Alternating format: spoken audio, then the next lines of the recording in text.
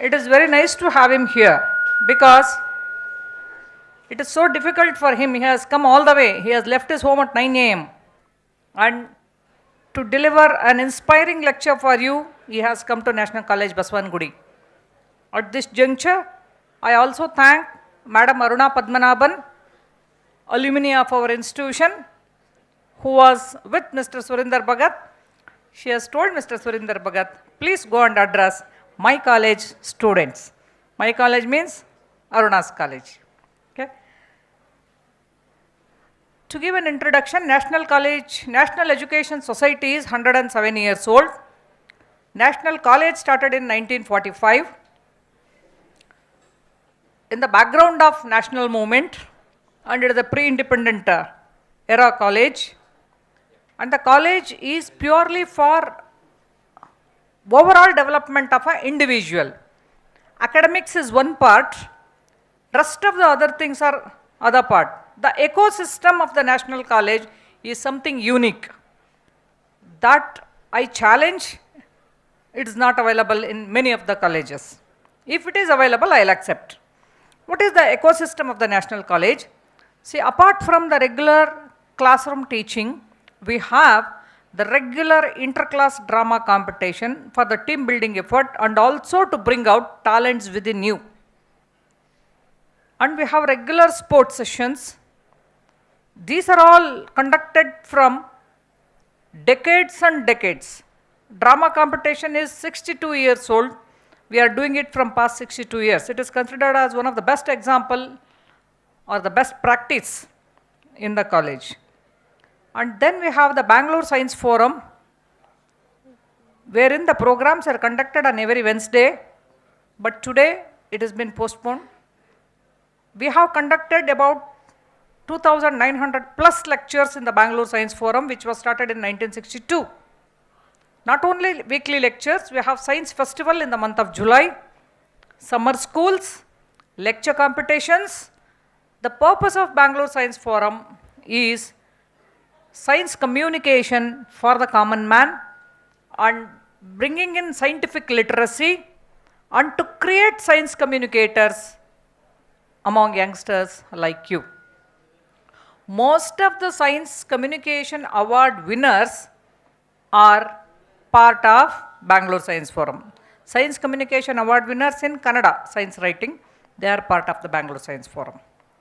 So these are a few to say.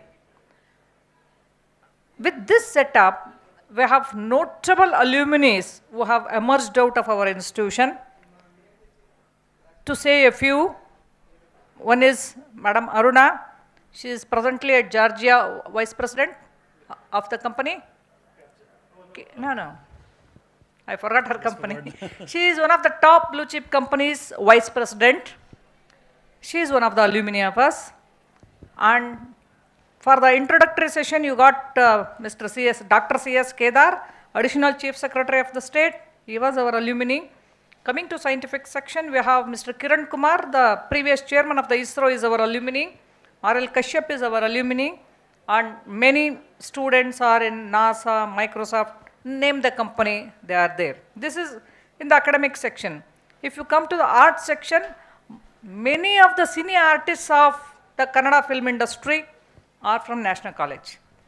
Vishnuvardhan, Srinath, C.R. Simha, Ramesh Aravind, Vasishta Simha of the present generation, Purnachandra Tejasvi, Suman Nagarkar, many are our alumni, including the 3 artists who came yesterday. International musicians are from this college.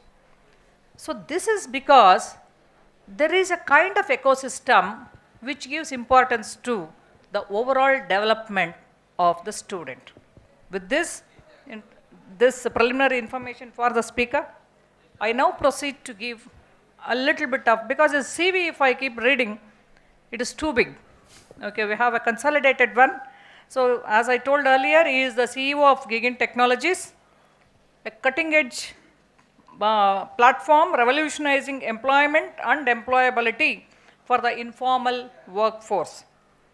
He is an alumnus of Columbia Business School and currently pursuing advanced studies at Stanford University. Surinder combines his degree in computer engineering, MBA, and 18 LinkedIn certifications to bring a unique blend of technical expertise and business acumen.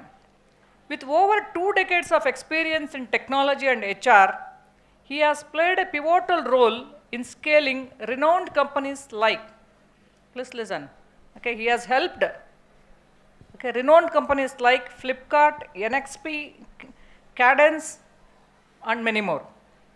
He is recognized as a top CEO by leading publications like Times of India and Outlook India and many more magazines. Surinder's leadership has given Gigin to serve over 1.5 million users, creating thousands of job matches and partnerships that are transforming lives. That means after listening to his lecture, okay, your thought process will transform. Through that, if your life transforms, then his efforts are successful. With this, sir, I welcome you on behalf of National Education Society and on behalf of National College and on behalf of all of us here. I welcome you once again. Over to Mr. Surinder. Thanks a lot. Am I audible to you guys? Ma'am, you were very generous with your words. I still feel you were very generous with your words. I still feel that I'm a student, as you know. So, yeah, I think, while I'm not passed out from this institute, I think my relationship is very deep. I worked for, a very fine lady, Aruna Padmanabhan, from 2006 till 2012. I was reporting into her. Quite a lot of things which I have today, I think I owe it to her. She's still my mentor. She's in US right now. And whenever, I get stuck into something, I reach out to her. So which means a lot for me, right? And she is in Capgemini only, the company I was telling you. It's a big company, right? And she is, into a very senior leadership role, worked in IBM, NXP. These are all big giants. And NXP was known as Motorola before. How many of you know Motorola? Right? So if you rewind a couple of years, maybe around 15 or 20 years ago, Motorola was like Google. So what you know about Google right now, it was that kind of, company. So, I feel very privileged to be here today. And you know why? Because I know that there will be a lot of people like Aruna who will come out of, people who are sitting here, for sure, right? So I feel that, this discussion is more about me learning also about you, rather than, I telling you something, because I think all the things which I was learning from Madam Kamla is this institute has a lot of things, which actually propels you to, bring your best, right? I'm still audible in the back, right? Just show of hands, am I audible? Okay, cool. Now, few of the examples, which ma'am gave, would you like to just share with me that what do you want to do in life?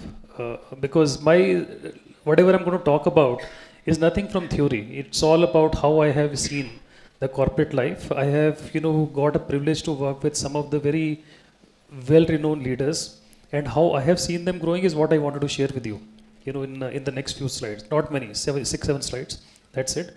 But, anybody has, some clear aim in life that this is what I want to do. Just show of hand and then speak.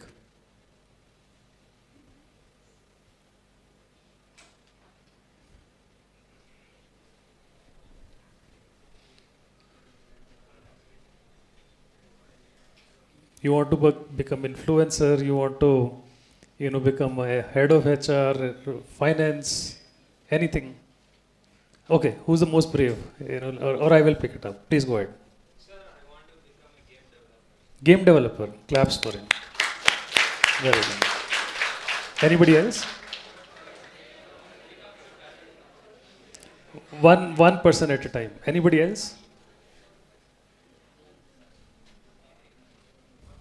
Yeah, so I'm very sure, some of you will be CEOs, some of you will be politicians, some of you will be, so many things. And, so what will happen normally is that when I started my career, I saw that there were a lot of people, who started almost, where I started from. I started my career as a technical recruiter. What are the technical recruiters? You know engineering and technology. You also know HR. So how do you recruit people who are engineer now? So that is the role of a technical recruiter, where you recruit people who have technical background. So I started my career from there. In the next few years, I think I grew a little faster, compared to my peers. And then I saw that there were other, more people who still continue to do the job, which they were doing before. And few of us, we started to, grow up the career ladder. So I have changed my career also in my time span of 20 years that I've been working. And I will talk about that also in a moment, right?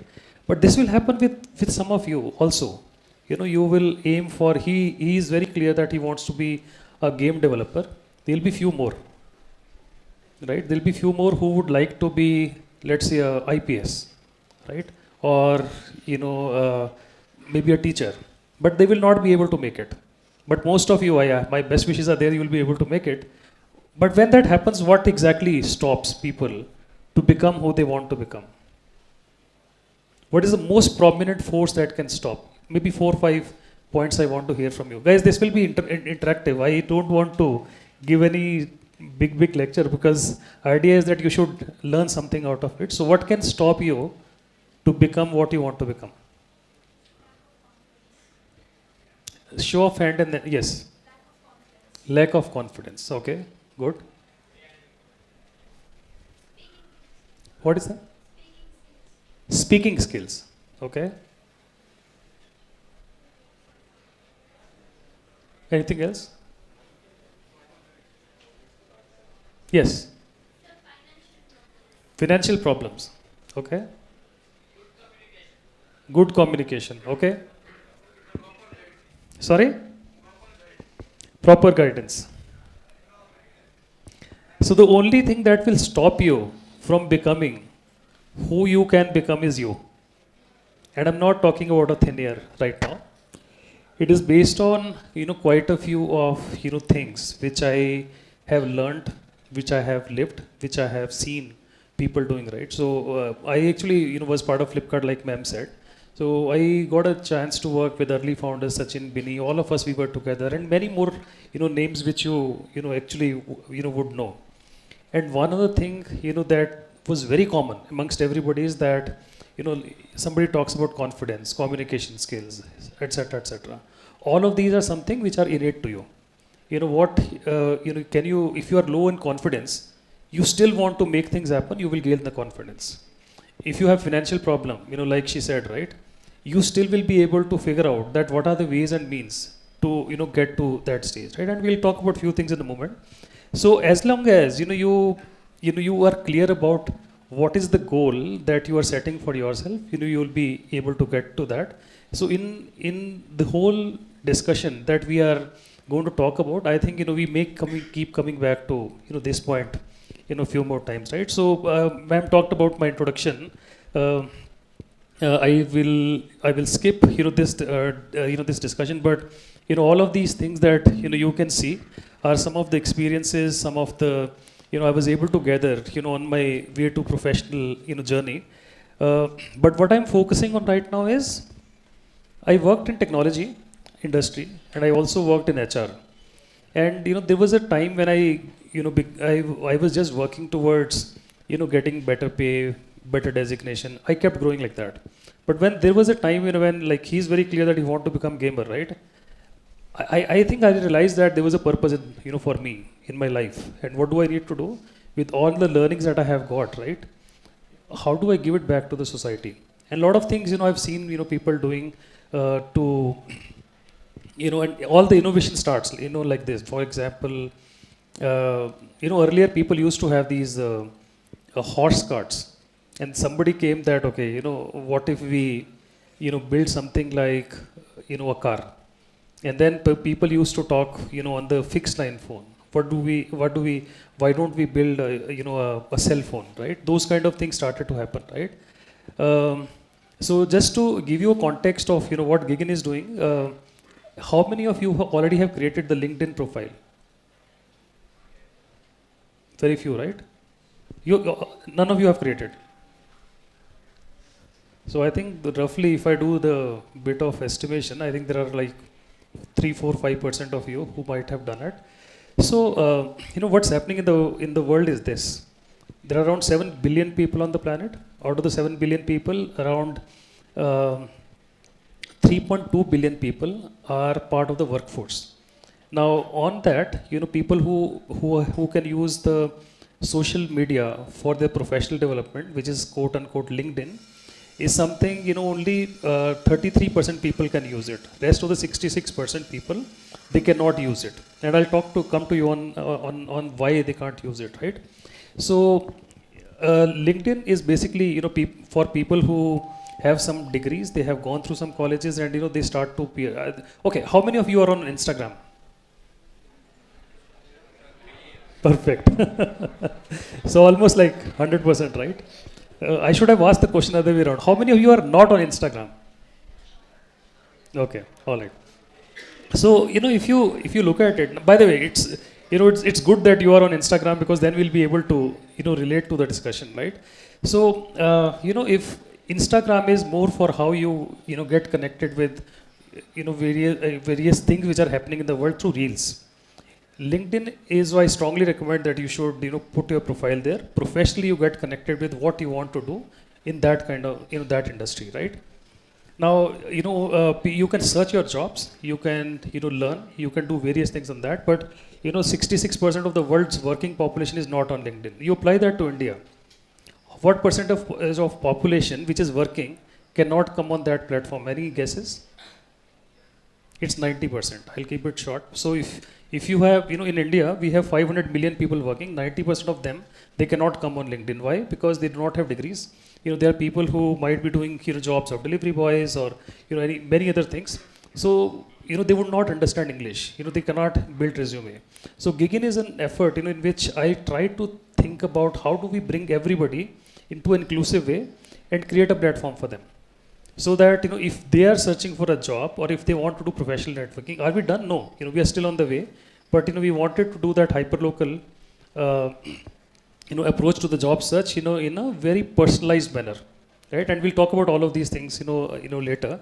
But what is important for you is I was just doing a check about this, that the world is changing. There is my father, he joined Ministry of Defense. That was his first job and last job. He retired from there, right? So few of the people who were into generation of my father and me, I think they worked for maybe around 2 jobs. I already have changed like 5 or 6 jobs, okay? And before I got settled into what I'm doing, right? So things are changing very fast, and there are reasons for that. And there are the biggest reason we'll talk about is that the technology is changing super fast. If you think that something you have gotten used to, and you that's not going to change, it will change. Instagram was not as popular as Facebook was maybe 3-4 years ago. WhatsApp was not that popular. I think if you rewind like maybe 10 years, I think there was nothing called WhatsApp. People used to communicate with each other on SMS, right? And lot of things that you see there, and specifically things like AI, it was not there. Things like data science, machine learning, they were not there, right? And I'll tell you how the future is, right? In the future, these things will be like, you will assume that they are there. When I was doing computer engineering way back, I think only people who used to operate computers were us computer engineer. Everybody else would think that it's very, very technical to operate a computer. Trust me, it was like that. But now if you cannot operate computer in wherever you are, you will be like outdated, right? So technology has gone so deep into all of our lives that it has changed things significantly, right? The second thing which is changing is the whole globalization. So many of you are holding bags in your hand, right? Some of these will be made in India, some of these will be made in China. How many of you have cell phones? Right, so I think most of you. So 90% of the components inside your cell phone will be made in China. Lot of things that we are wearing right now, the shirts, the chances are the t-shirts and this thing, will be made in Vietnam, Philippines, Bangladesh, etc., apart from being made in India, right? There are people who, who are working in which you actually anybody who's doing any freelancing job, show of hand on a nobody, right? But you will soon get into that. But what will happen is that if you, let's say you go to Outer Ring Road, you will see so many companies there, right? You are working for Intel, you are working for Microsoft, you are working for Google, you are working for this thing. These are not the companies which are here. These are the companies which are there, but you're working out of here. So everybody is kind of connected, right? So these are these can be very overwhelming as well, because earlier, like in my father's time, he doesn't have to compete with anybody outside because he's in Ministry of Defense. Now, if you guys have passed out, from here, this college, do you think that you're competing just with people in Bangalore, or for that matter in Karnataka, or for India, that matter in India? No. You are competing with people globally. Lot of people, have moved their technical jobs to India. We have very good, basically. I think I super believe that the talent of India is world class, really world class. So we have people who are brightest people, and we have taken a lot of jobs from various other countries, and we are doing it in Outer Ring Road and Manyata Tech Park, Koramangala, right? So all of these places you will see a lot of companies which are not Indian. But do you think that we can sit back and relax? Somebody else can take our jobs, because the way the world is connected, right? There are things, countries which are much cheaper than us. The moment their education level will go up, the jobs will go there, right? And the third thing which is happening is, I talked about the sole concept of the jobs, right? How many of you have heard of a thing called gig economy? So my company Gigin actually has a presumption that gig economy will be very big in times to come. How many of you know gig economy? Show of hands. Okay, if you don't know, these are important things to know, because A, technology is changing very fast. B, you are globalized. And C, which is very important, is that work itself is changing. So, in earlier time, you typically would think that I will get out from my college, I will take interviews, I will go to a company and I'll do a 9 to 5 job, right? Typically, this is how it will work. I travel quite frequently to various other places. Some time ago, I was in San Francisco, and there was an Uber I asked, and it was a Tesla, and the guy was really looking very educated. When I talked to him on what do you do, I was surprised that the guy is studying in Stanford, and I was like, you're studying in Stanford, bro. Why are you driving Uber? He said, that's my passion. I don't want anybody to dictate terms to me. I want to work at the time I want to work. I want to earn only the money I want to, and then I want to chill and relax. That was this thing. And I realized that this is a very, very big trend which is emerging, not on the side of people who want to do the job, but also on the side of people who are giving the job. You guys have taken Uber, right? You do Uber? So the Uber drivers are whose employees? Who do they get paid from? Little louder. So you think that they are Uber's employee? So anybody uses Swiggy or Zomato? Show of hand. I think it will be almost 100%. Oh, that's it. Guys. So this lane, nobody order food from Swiggy or Zomato. Is that correct? You don't order. You only eat at home. Okay. Now, you place an order from Swiggy or Zomato. So people who are coming and delivering it to you, who are they getting paid from? From you. Okay. So why are they, do you think that with that 30 rupees that you pay, they'll be able to make the means? They'll be spending more, so why do they incur losses? Okay. So what's happening is this, right? A lot of time I keep talking to people who have come to deliver, and I think I encourage you to do that at times. You just figure out. There was a guy who who came to deliver me from Big Basket, and he was working with a big company in the past as a recruiter. Now he wants to just chill out and do 4 or 5 deliveries and want to then relax with kids. There was a guy who was doing computer engineering, but here in Bangalore, but in his free time he will go and do deliveries so that he can earn some extra cash, right? This phenomena is catching the world big time. In US, 30% of the workforce is a gig workforce. In gig workforce, you are not employed by anybody. You are employed by yourself. You know, you can, I think there was a movie of Shah Rukh Khan, I forgot the name of the movie. In the morning, you know, he will do something else. Then he'll go and, you know, start selling vegetables. Then he'll, you know, play guitar. And, you know, in all of these 3-4 things called gigs, he'll be working, you know, earning his money, right? Now, what does that essentially mean? The world is moving from a fixed type of the job to a gig or task-based job. You do the task, you know, the people who are coming to you, deliver you, are not getting paid by anybody but by getting paid by the platform. You do one delivery, you get 50 rupees, and then 30 rupees, whatever, you know, he's making. So overall put together, the person will be able to make 80, 90 rupees for one this thing, and that's fine, right? Uber, Flipkart, and all of these people are big time gig employers, right? So let now put all of this thing in its perspective. Rapid change in technology, you know, connected world, and the nature of changing the world. So you guys are in for something very different.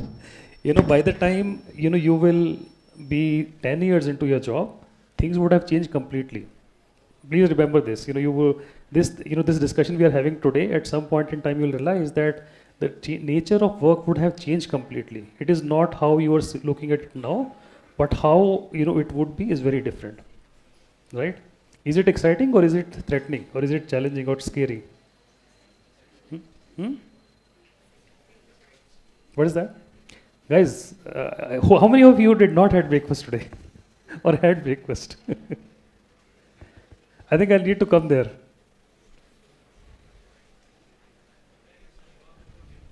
Yeah, is it exciting, challenging? What is it? Exciting, right? Yeah. See, what's happening is this, right? You know, the important thing is that the way things are shaping up, right? You cannot be certain of, you know, anything, because things will change very, very drastically.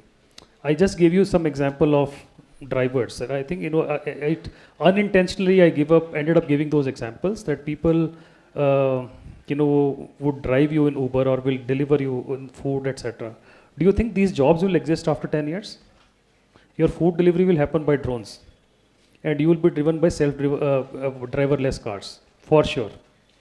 In the US, this is already there. There are some places in which, you know, you have driverless cars.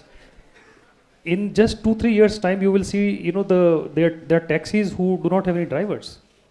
Everything is going to change. So whatever you think is reality now, in 4 to 5 years, it will change. What is bringing change? These 3 things. Earlier times, you know, when I was a kid, right, you know, there was a concept of playing the movie in your TV. And that was through something called VCR. Have you heard this term? So there was a cassette that you need to play into a device, put into a device, and this will come. So, you know, I wanted a VCR, and we got it from Dubai. There was no VCR available in India. And for next few years, I realized that in our society, we were the only one having VCRs. Right? Because, you know, the world was not connected. Technology was, you know, in plateaus. It doesn't happen like that these days. You know, the day the cell phone is getting launched in US, I think the very next week you will have it here, right? It doesn't work like that. So because of this connected world, right, it is making, is there anything in the back? Any questions in the back? Okay, so let's move, right? So what's important is that there are few things which are very important. The first thing is growth mind versus fixed mind. And there was a, you know, psychologist, his name is Dweck. So his theory emphasized that, you know, for every situation, you know, people will get into a growth mindset or a fixed mindset. You know what is growth mindset? So let's give an example. Let's say there's a math exam. 2 people have taken the exam, and both of them out of 100 have scored 40. One person would think that, okay, you know what, I don't think I can score more than 40, math is very difficult. The other person will take it as a challenge. No, this is not, you know, how can I get 40? I have to work hard. And I have to make sure that, you know, I get to that next level, you know, where this particular number will be higher. Next time you take the exam, the chances are very sure that the fixed mindset person, who was thinking that math is very difficult, instead of 40, the person may get 35 now, or may get 40. The 40% will get 50. Fast forward, the same person who took it as a challenge, 50% will get 55, 60, 65, and it will keep increasing. But this fixed mindset person will continue to be there. So how you approached, what decision you have taken at that point in time, when something has happened to you, actually determine. And what also may happen is that it's not a very fixed thing most of the time. You may have growth mindset in sports and fixed mindset in studies, or vice versa. But what happens is when you start to do well, or understand that in the growth mindset, if I do anything, anything would be possible, your mindset will change. Lot of research have happened on this one. In the US, a lot of research actually has proven that you can switch off and on the mindset at any point in time, right? Something has to happen from your inside, where you can change. So a growth mindset person, can, okay, I don't think I will study now. Will go to a fixed mindset. A fixed mindset person, when challenged, can become this thing. So it is purely up to you that what is the choice you are taking. You want to be fixed mindset, or you want to be a growth mindset. The other important thing is that, people would fail, for sure. It's not going to happen that people will not fail, but when you fail, how do you take that failure? If you fall, get up and just start to do things again. I have tons of example. If anybody needs example, please stop me. I'll give you those example. But how do you basically, look at the failures and then talk, approach things will determine on how you are growing, right? The third thing is, are you doing continuous learning? Anybody knows about ChatGPT? Show of hands. I think most of you know, right? This is very different. What's happening in the world. Most of time, when you look at how the cars are being manufactured in India, it's a very manpower intensive exercise. You go to Germany, the whole plant will be run by only one person, because the were being run by robots. Everything is automated, right? But there were some jobs which are more like brain jobs, like doing statistical analysis, drawing inferences and conclusion, writing letters, writing memos, and doing things which are related to even coding, right? So only computer engineers can write the code.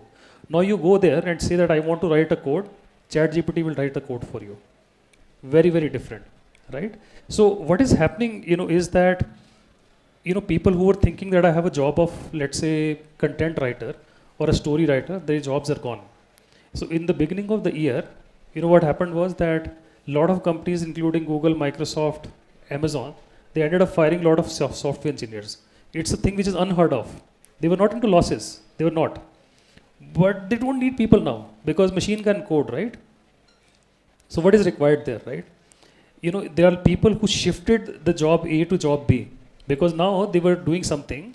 So if the AI has taken their job, what do? They have to still run their houses, right? They have to earn money. Some of them, they started to get into things which were related to freelancing. Some content writer became UX designer. Some UX, all of that stuff, right? But if you don't learn, you will be out of the workforce, right? Like I gave the example of drivers. When this is so fast changing. Earlier it was like you're done engineering and you're done. For life you can rely on that. You can't do that now. So ma'am was telling some time ago. I actually I'm right now with Stanford. And trust me, after this much of experience, I still feel that I'm learning. I have a lot of things which have changed in the world, and I'm learning it. And if I don't do that, I don't think I'll be CEO anymore. I would lose those skills. You get my point? So these are three important aspects, and that define your mindset. Are you a growth mindset, or a fixed mindset? Are you learning continuously? And how do you basically embrace the failures? I tried to give some examples, but anybody has question on this, because this is important. Nothing is in this slide is anything which I have taken from anywhere. It's all about how I have seen my own life and trying to share it with you. So I can go as deep as you want. In fact, I was sharing with ma'am that when I was coming from my home, I made this presentation that time, point in time, sitting in the cab, right? But the idea is that if we don't embrace this, that the mindset can change a lot of things. And again, this is what I've seen every person who has grown is learning continuously, has a habit of not giving up to failures. You will fail for sure. There is nobody in the world who always would have succeeded. And we'll talk about some examples in a moment. Okay? And how you are adopting the growth mindset. See, the challenges I talked about, right? Initially, what were the challenges? What is happening in the world? 3 things, right? Technology, jobs. Who said ChatGPT? So the world is connected, technology is ever changing, and then you have the jobs, this thing changing, right? Now, if you have this thing, nobody can touch you. Trust me on that. You are learning continuously, you have a growth mindset, and on top of that, you are embracing failures like nothing. So most of the successful people are the one who have failed so many times in their life.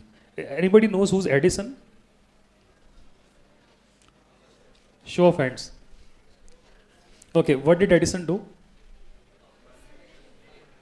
What is he known for? Okay, one person.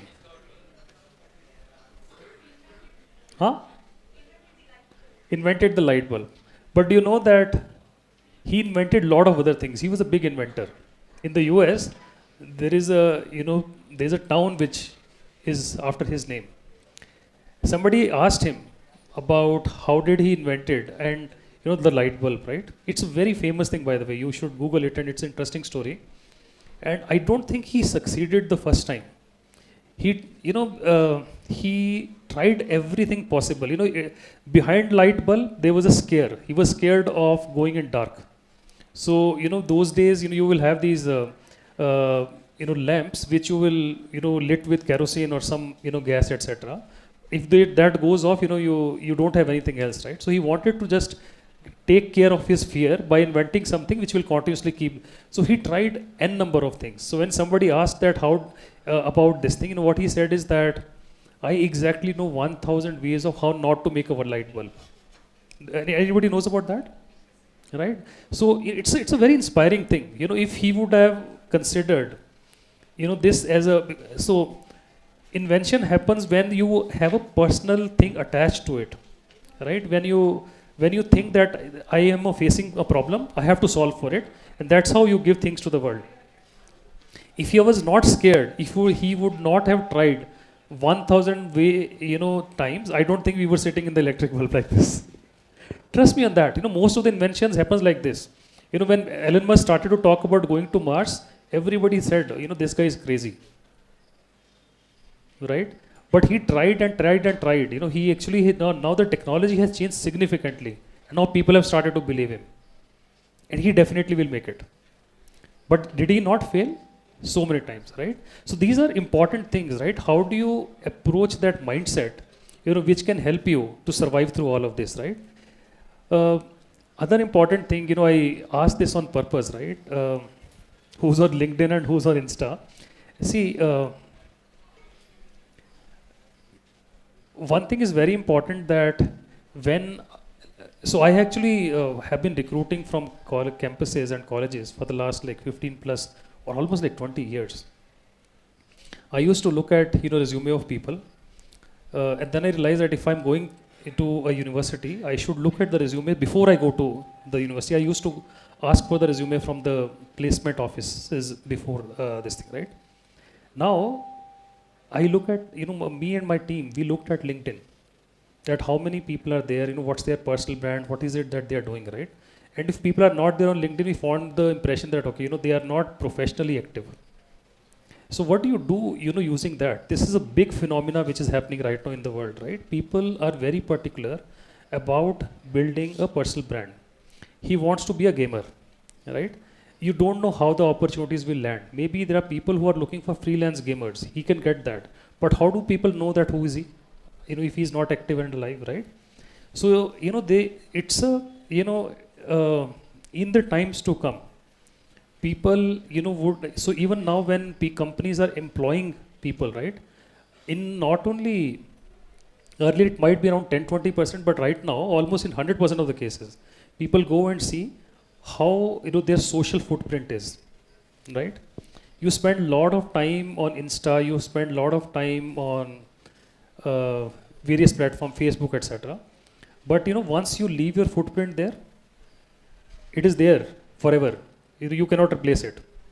Because let's say I have a website, Gigin. Okay?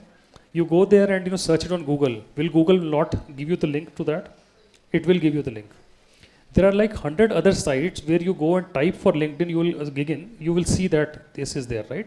So your digital prints will stay, there forever. So whatever you are doing, it will become almost like immortal, on the digital, world, right? So what brand you are creating? Are you known as a gamer, or are you known as a person who is doing reels for food blogging, right? Which is of course a very, very good career, right? So very slowly, you will start to do, and it takes time. There are certain things which are happening in the world, and it is not because of you, but because of people like us who has given this kind of technology to the world. There is something called instant gratification which has happened all across the society. What do I mean by that? You are on Insta, right? So when you look at Insta, let's say you have seen 10 reels. Do you watch all the 10 reels? You watch how many reels? Typically, 2 or 3 or 4? 4. How many you would watch? 3. How many you would watch? 2. So between 2 to 4 out of 10. So this is the attention span we have. It's not you, right? Everywhere in the world, attention span is very less. And in how much time you decide that whether you want to watch this reel or not? 3 seconds. So, you are looking at the reels, you'll just flip it because you don't like it. You flip it, you don't like it. The reels are typically 30 seconds, but you take the decision in 3 seconds. So what has happened? We are so impatient right now because there is so much of content. We don't want to waste our time on the content which is not relevant to us, right? But what has happened is that by doing all of that, there's so much of this thing, and you will need to see that if you have created, your personal gaming brand, or I don't know, somebody, I think I forgot. There were few things that you wanted to do, right? Don't think that people will just approach you like this, because you will be one reel amongst 1 lakh reels that will be watched on that particular day, right? You have to be consistently doing things that I have, done research on this. This is my research paper. This is what I concluded. My interest is in gaming. I'm learning Python. I'm trying to get into machine learning. I will be looking at AI. You keep posting that over and over and over again, so that people start to know that they can trust you.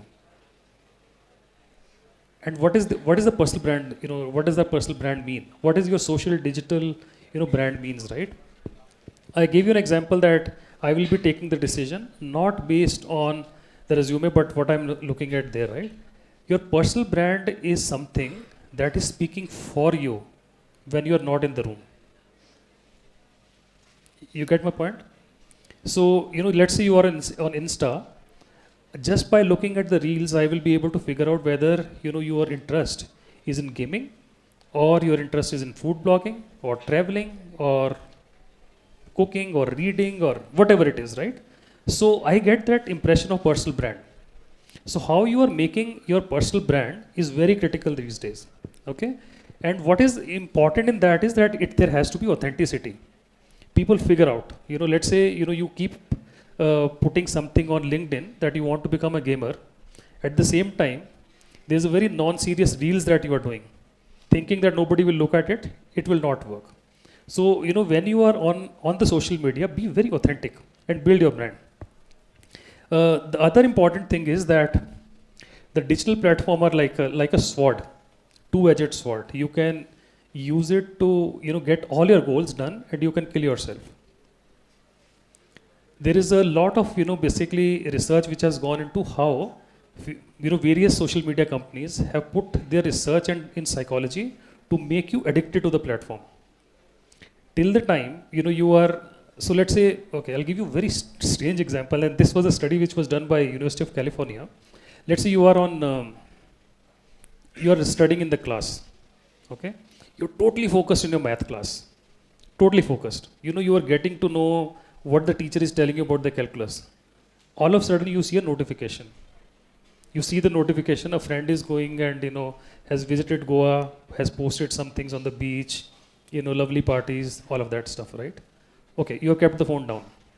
Now how much time it will take for you to get the same concentration back?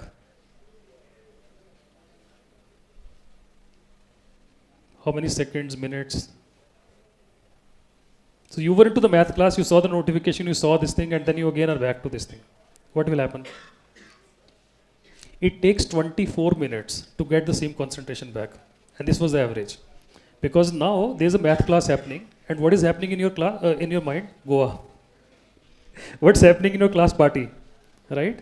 So it's so amazing that the people who, there's something called personalization we use. If I am running that software company, I would exactly know that he is very particular about gaming. I will throw all the data to him, which is for gaming.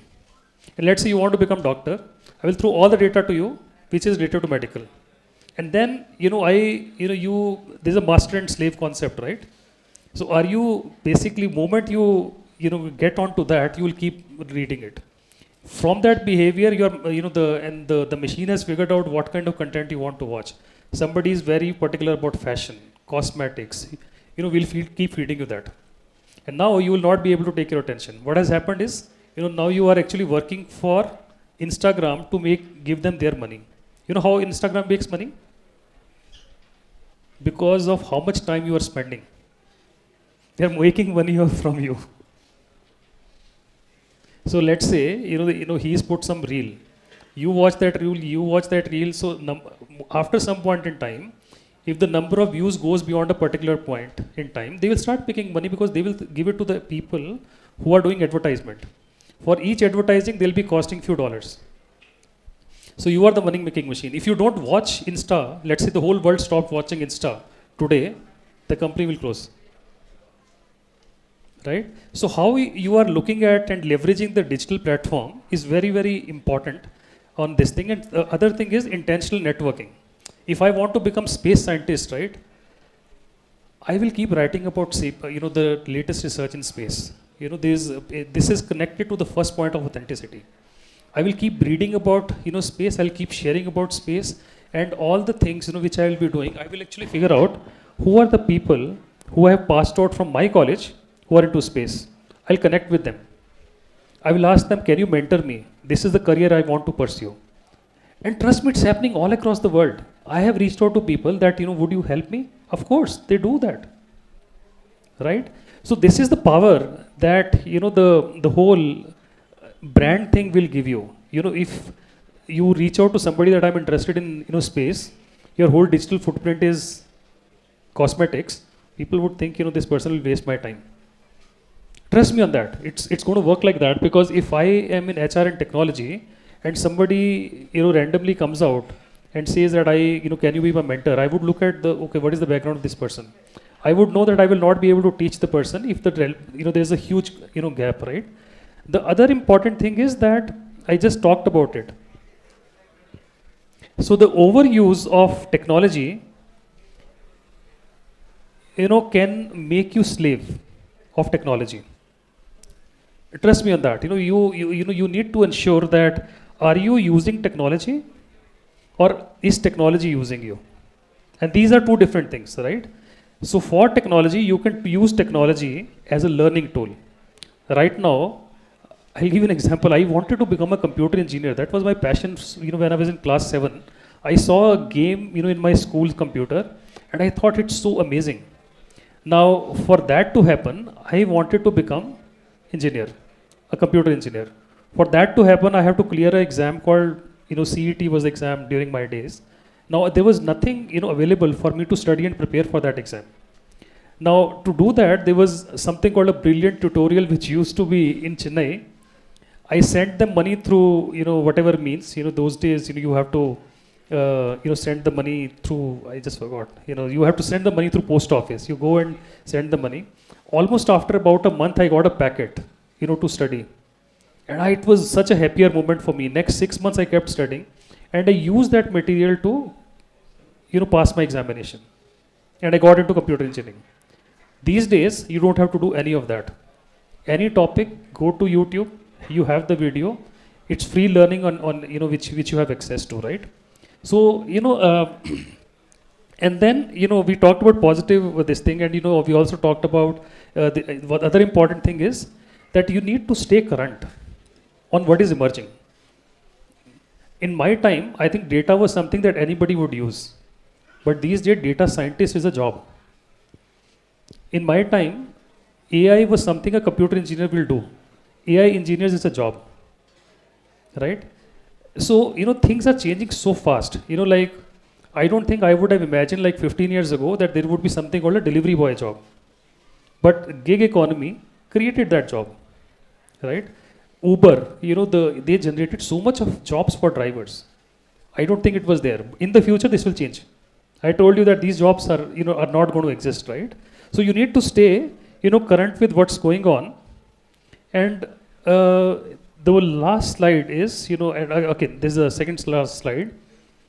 If you have not answered, there's a very, I encourage you to go for this guy called, Siank. He has a framework called What is Your Purpose? What is your why?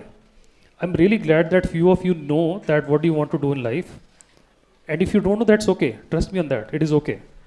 But the more time you will devote to figure out, because the world is like becoming super competitive.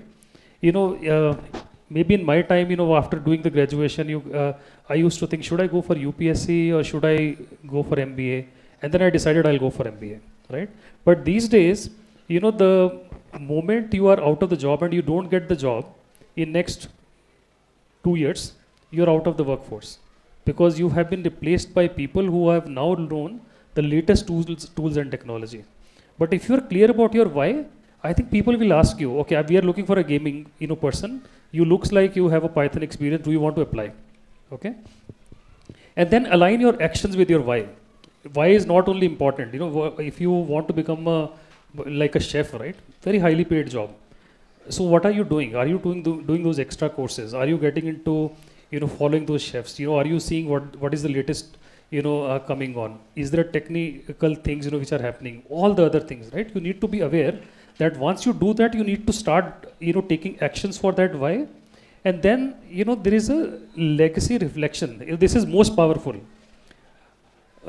Some of the people who I worked for, right, what they wanted to do is, I want to make sure that people who are into the rural India, they can buy their TV or cell phone, which right now is not available, right? I worked as a CHRO for Lenskart. India is called blind capital of the world. So many people, need specs, but 70% of people who need specs, they don't even know that they need specs. That awareness is not there. They don't go for testing. Now imagine you can just call the call center and they'll come to your home. They'll do the testing and deliver you this thing, right? So it starts with some kind of, basically thought that what is the legacy you want to leave? I want to make sure that at least out of that 70%, 30% people have started to wear specs. It's a very big thing. I want to make sure that people who do not have presence of LinkedIn, they should get a presence on Gigin. It's 80% of the people who do not have any platform. I want to give them that platform. So moment you have, those things, this is most powerful. Your why would be clear and your action will start happening in that direction. Okay. Steve Jobs, I think, if you look at some of the examples, right? He's famous for one saying, stay hungry, stay foolish. Anybody has heard of that?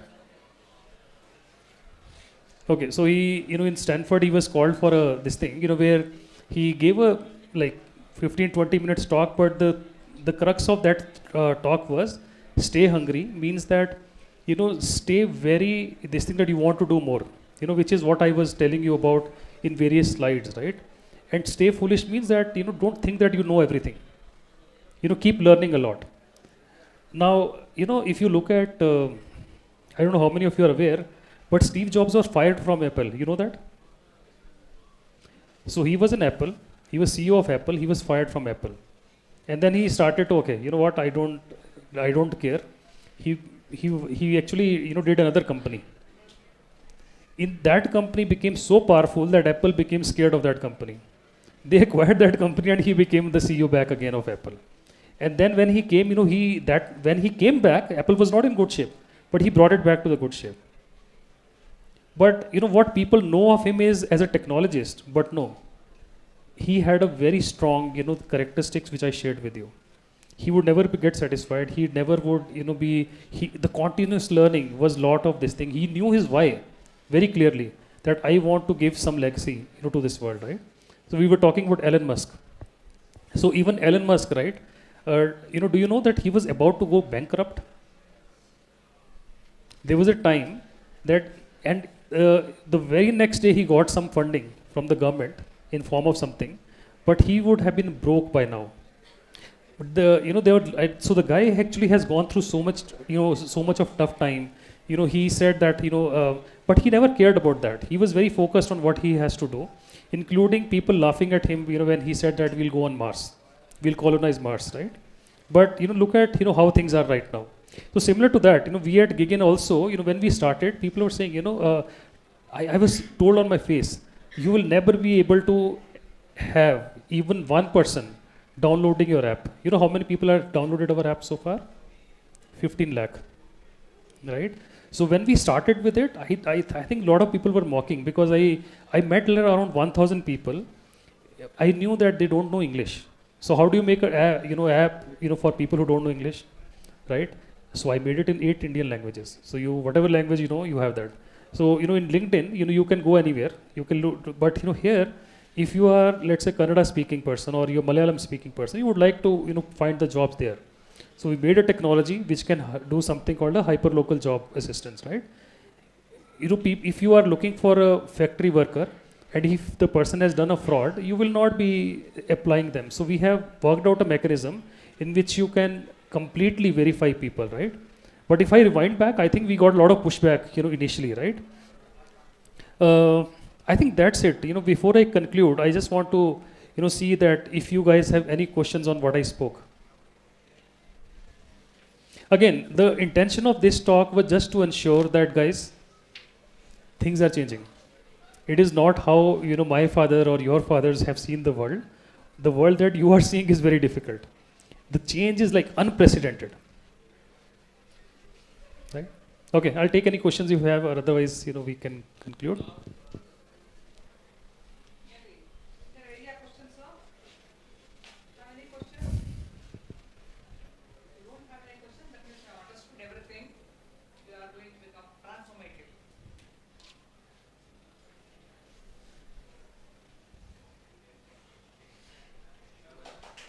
No questions? Okay, I think he has a question. Sorry, I think there's one question. Yeah. Do you think freelance job is a better way of work, better than 9 to 5 job?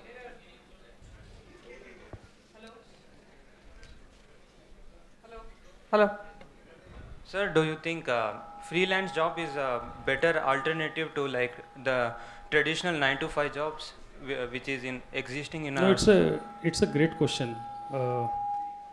Okay, so is freelance jobs a better? I think this again will go back to your why. What do you want to do, right? You want to make a company that will deliver food products from villages to cities, right? That's your aim.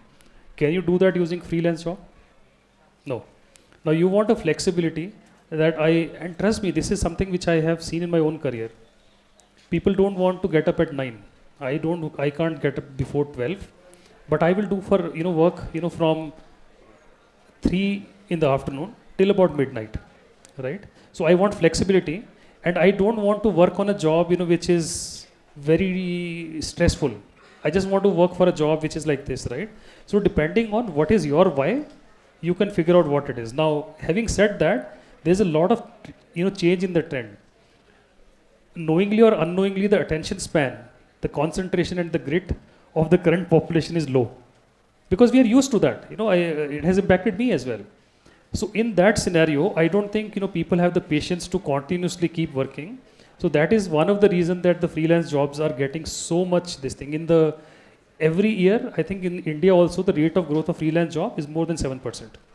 So it is going to become a trend. Is it better or not? That actually comes to your why. Okay. So I will just try to conclude. If there are any other questions, you can ask me later. First is that there is a rapid change happening in technology, in globalization, and also in the way of how we have been working. In that, my request to you guys is don't lose yourself. Very important and critical. Second thing is there is a call to action, right? Find your purpose on what is your why. Some of you know that, some of you don't, and that is okay. But sooner you do that, you will be able to align your actions for your why, and you might be able to find out what legacy you want to leave. And the last one is, if you don't believe in yourself, things will not, happen. It's super important, because if you don't believe in yourself, I gave you that example of two people, scoring 40. You fast forward, how will that impact?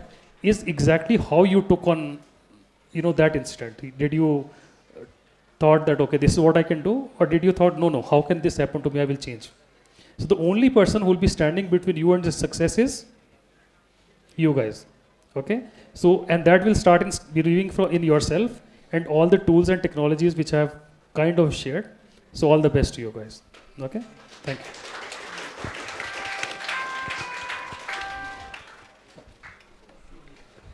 Yes, dear students, till now we had a very inspiring session on how to become successful. So he had given you at a superficial level, so what are the things that you have to do, what are the footprints you should have, and how you have to make connectivity, and these are ingredients for your success.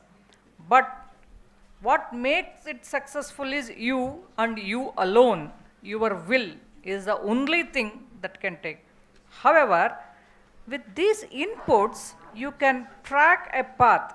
Okay? In the early days, we did not have all these things, but today you have a kind of roadmap. Okay? You can take whichever the path you want to take. So in that you can design your success. Success is never automatic. I always believe success is to be created. It can never be automatic. Making a program successful, or making a career successful, or making a company successful, it all depends on how you design it and how you become successful. So rest is in your hand only. Sir, I thank you on behalf of National Education Society and National College, Baswangudi. Thank you very much. Kurchak. Our next speaker is ready with us already, Mr. Kumar. He said he knows you. He said he knows you.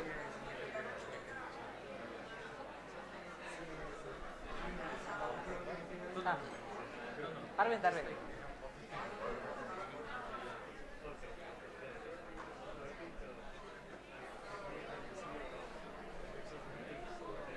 No. He is alumni.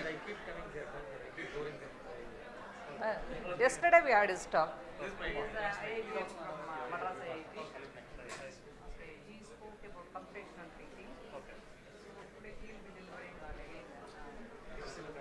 transformation. He spoke a little bit about that. He will be continuing.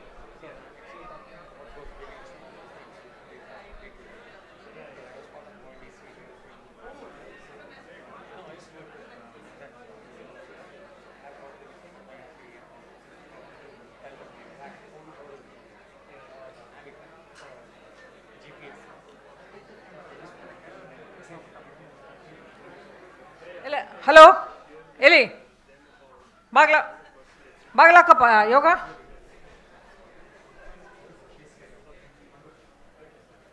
Yoga. Olagade banda doesn't lock.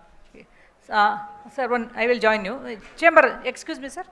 I will come. You will be in chamber. So we have with us Mr. Arvind. Arvind is our alumni. Alumni ಅಂದ್ರೆ ನಮ್ಮ ಹಿರಿಯ ವಿದ್ಯಾರ್ಥಿ. ನಿನ್ನೆ ಕುಮಾರ್ ಅವರು ಮಾಡಿದ್ರು. ಕುಮಾರು ಅರವಿಂದ್ ಅವ್ರ classmate. ಅವ್ರು basically civil engineer. Civil engineer ಆದಮೇಲೆ ಟೆಕ್ನಾಲಜಿಗೆ ಹೋದರು. ಟೆಕ್ನಾಲಜಿಗೆ ಹೋದ್ಮೇಲೆ ಏನೆಲ್ಲ ಟ್ರಾನ್ಸ್ಫಾರ್ಮೇಷನ್ ಮಾಡಿದ್ರು ಅವರೇ ಹೇಳ್ತಾರೆ ಈಗ. ಓಕೆ, ಟಿ ಸಿ ಎಸ್ ಅಲ್ಲಿ ಕೆಲಸ ಮಾಡಿದ್ದಾರೆ, ONGCಯಲ್ಲಿ ಕೆಲಸ ಮಾಡಿದ್ದಾರೆ, you name a big company he has work. And ಇದರ ಜೊತೆಗೆ ತುಂಬ ಮುಖ್ಯವಾಗಿ he has worked in educational field. NAAC ಅಂತ ಒಂದಿದೆ, ನಮಗೆ ಅಸೆಸ್ಮೆಂಟ್ ಆಗುತ್ತೆ ನಮ್ಮ ಎಜುಕೇಷನಲ್ ಸೆಕ್ಟರು, ಅದಕ್ಕೆ ಇವರು ಕೆಲಸ ಮಾಡಿದ್ದಾರೆ. Online evaluation method, question paper generation method, ಅದೆಲ್ಲವನ್ನೂ ಸಹ ಇವರು ಕೆಲಸ ಮಾಡಿದ್ದಾರೆ. ಸೊ ಇವತ್ತು ಡಿಜಿಟಲ್ ಟ್ರಾನ್ಸ್ಫಾರ್ಮೇಷನ್ ಬಗ್ಗೆ ಮಾತಾಡ್ತಾರೆ. ಈಗ ಹಿಂದಿನ ಲೆಕ್ಚರಲ್ಲಿ ಸಕ್ಸಸ್ ಆಗೋದಕ್ಕೆ society is undergoing digital transformation ಅನ್ನೋದನ್ನು ಹೇಳಿದ್ರು. ಹಾಗಂದರೆ ಏನು ಡಿಜಿಟಲ್ ಟ್ರಾನ್ಸ್ಫಾರ್ಮೇಷನ್ ಅಂದರೆ ಏನು? So mister Kumar will take you through the journey of digital transformation. Over to mister Kumar. Sir, I take leave. Sorry, you have to excuse me. Mr. Arvind will take you through the digital transformation. Over to Mr. Arvind. One check. Thank you. Sir, Arvind sir. 12:20 ಎಷ್ಟು ಗಂಟೆಗೆ ಮುಗಿಸ್ಬೇಕು ನಾನು ಇವಾಗ? 12:50.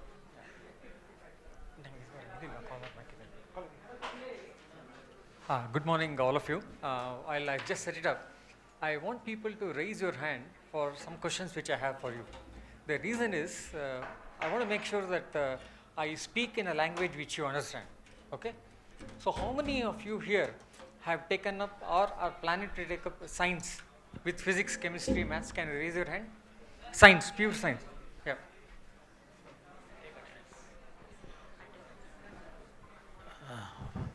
Please be attentive. Madam is going to take your attendance. Who are today to reach that Vidhan Sauda. Those people's attendance is now Madam taking. Please wait. Sir. BCom students. ನಾನು ಹೇಳಬೇಕು, ನೀವು ಹಾಕೊಳ್ಬೇಕಷ್ಟೇ. ಹರ್ಷದ Naidu. Okay, ಹಾಕೊಳ್ಳಿ. Tick ಸುಮ್ಮನೆ just tick ಹಾಕೊಳ್ಳಿ ಸಾಕು. ಯಶಸ್ವಿನಿ ಇಲ್ಲ. ಧನುಷ್, ಗಗನ್. ಯಾರಿದ್ದಾರೋ ಅವ್ರು ಹೇಳ್ಬೇಕಪ್ಪ. ಬೇಗ ಹೇಳ್ಬೇಕು. ಇಲ್ಲ. ತಿಲಕ್ ಶರ್ಮಾ, ನವ್ಯಶ್ರೀ.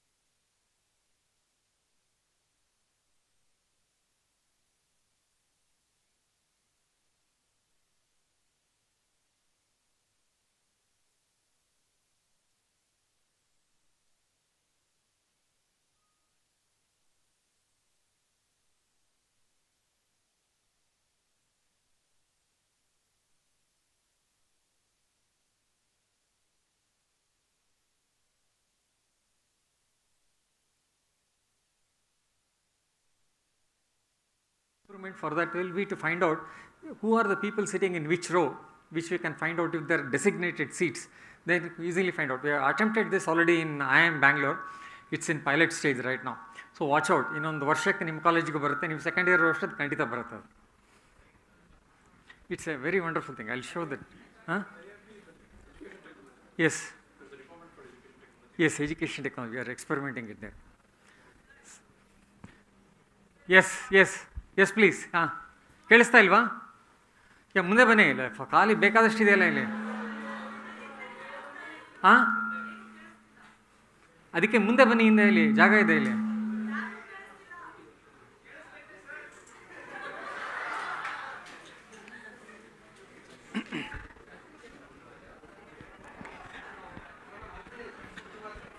ಇದೇನಪ್ಪ ಕೇಳಿಸಲ್ಲ ಅಂತ ಇದ್ರೆ ಹಿಂದೆ ಇರೋರು.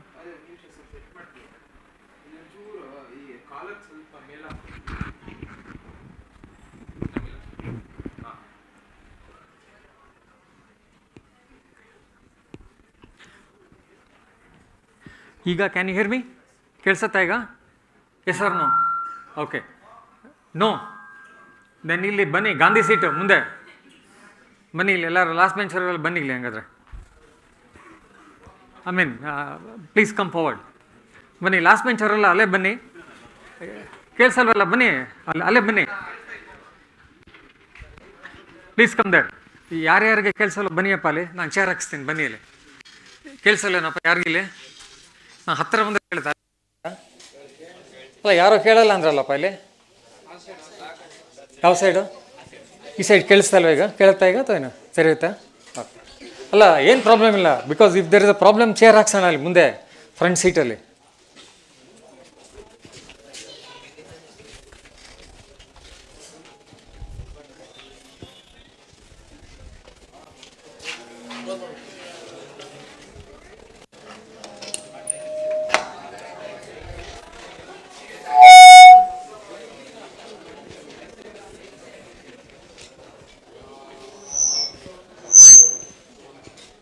ಇಲ್ಲ, ಐ ಕ್ಯಾನ್ ವಾಕ್. ಇದೆ ಅದು ಕಿವಿಗೆ ಐ ಹ್ಯಾವ್ ಹೇರ್ ಕಟ್ ಮಾಡಿಸಿಲ್ಲ ಇನ್ನು.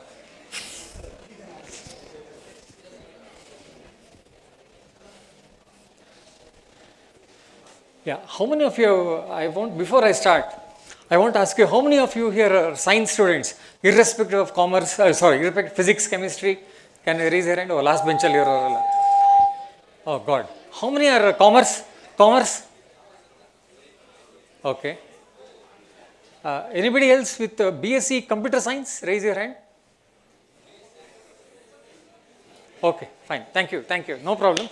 Because I just wanted to tune what I need to talk based on your patterns. First of all, I want to welcome all of you to this because you are all digital migrants.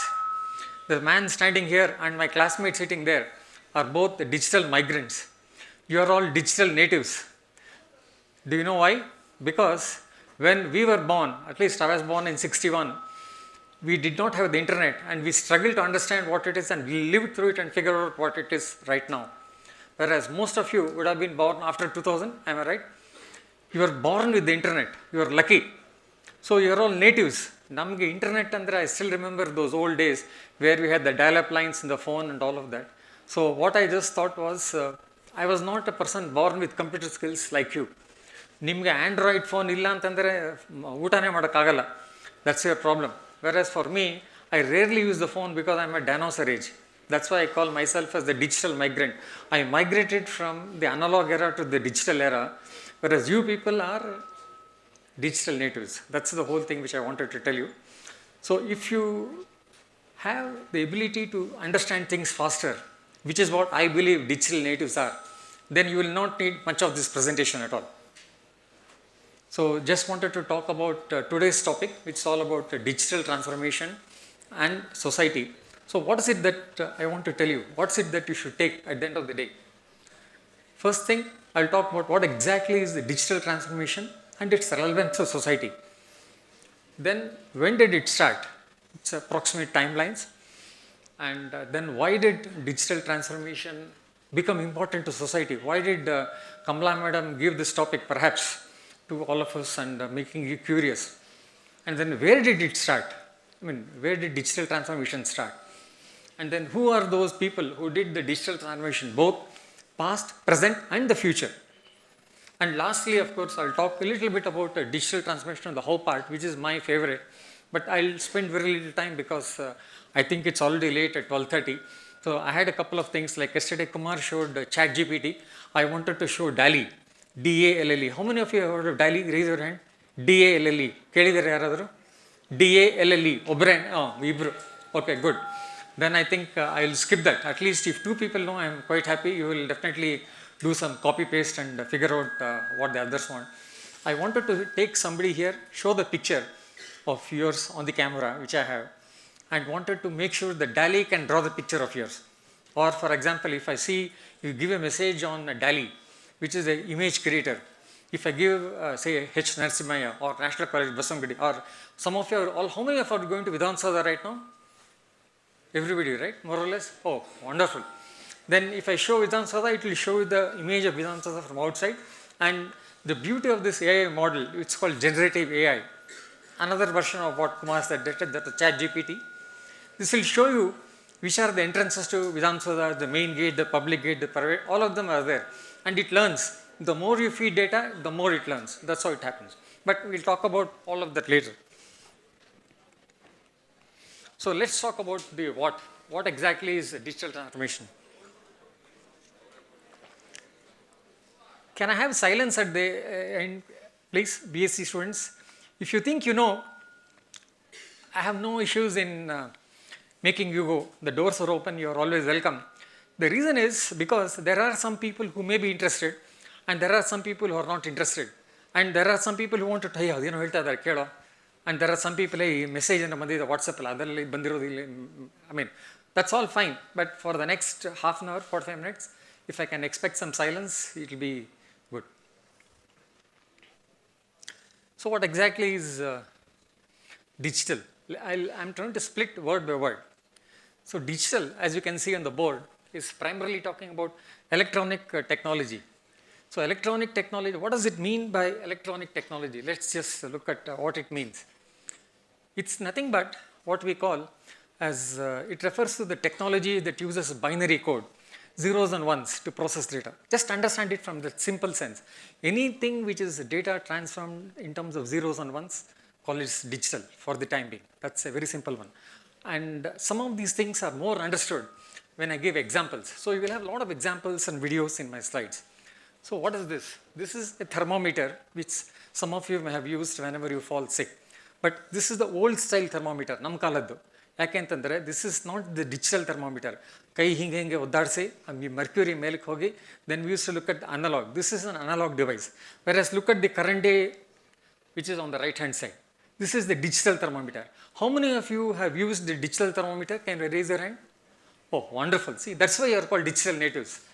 That's precisely why I am saying that. So I don't need to spend too much time on most of this. Then what exactly is transformation? Because you need to understand the word digital, you've understood to a high level. Then transformation. Transformation is primarily a complete change, as you can see in the screen, a marked change in form, nature and appearance. I'll give an example. I'm sure that how many of you have the photograph of yours when you were a baby? Raise your hand. Manlidia?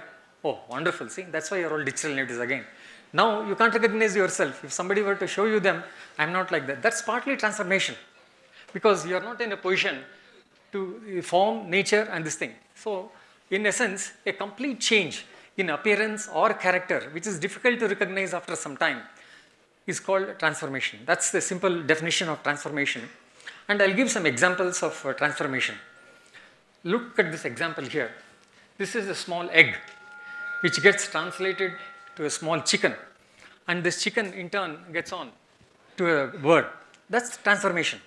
Or look at this frog, tadpole to a frog. That's another transformation. It takes about 12 to 14 weeks for a tadpole to become a frog. Unlike us human beings who take 18 years to 21 years to figure out what we are. Or look at this caterpillar, how it changes shape. I mean, all of you have seen caterpillar, I'm sure. See how it becomes butterfly. This is transformation. So if you apply this concept of transformation to the digital part, that's what we call as digital transformation. I'll give you one more example to emphasize. This is that kumbulkai bija, flax seeds or whatever you call that. You can't believe that in about 75 days to 100 days, it will become a big kumbulkai. I hope nobody gets a kumbulkai in the exam, but nevertheless, just wanted to make sure that this is transformation. So if you understand the word digital transformation, then what exactly is society?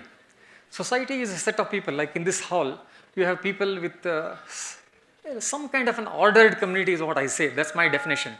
I don't say there is order in this hall, but I would say that probably science people identify themselves as a common thing, and probably me and Kumar identify as ourselves as emergency era students of 1975 to 77, and the commerce students here, they identify themselves as commerce students. So that's kind of part of a community, which is what I call in the narrow sense of society. So who forms the society? Society is formed by all these 16 pieces which you see in the jigsaw puzzle. You see a milkman, vehicle driver, cook, carpenter, everybody. They are all society. And is it only this much? No, many more. There are many more. I just picked up a few of them and I'm just showing this. So what exactly is society? So society is the people around us, you, me and everybody else around. So what we are going to be talking about is digital transformation in society. So how is it that things have started to happen? So when did this start to happen? That's what we'll talk about right now.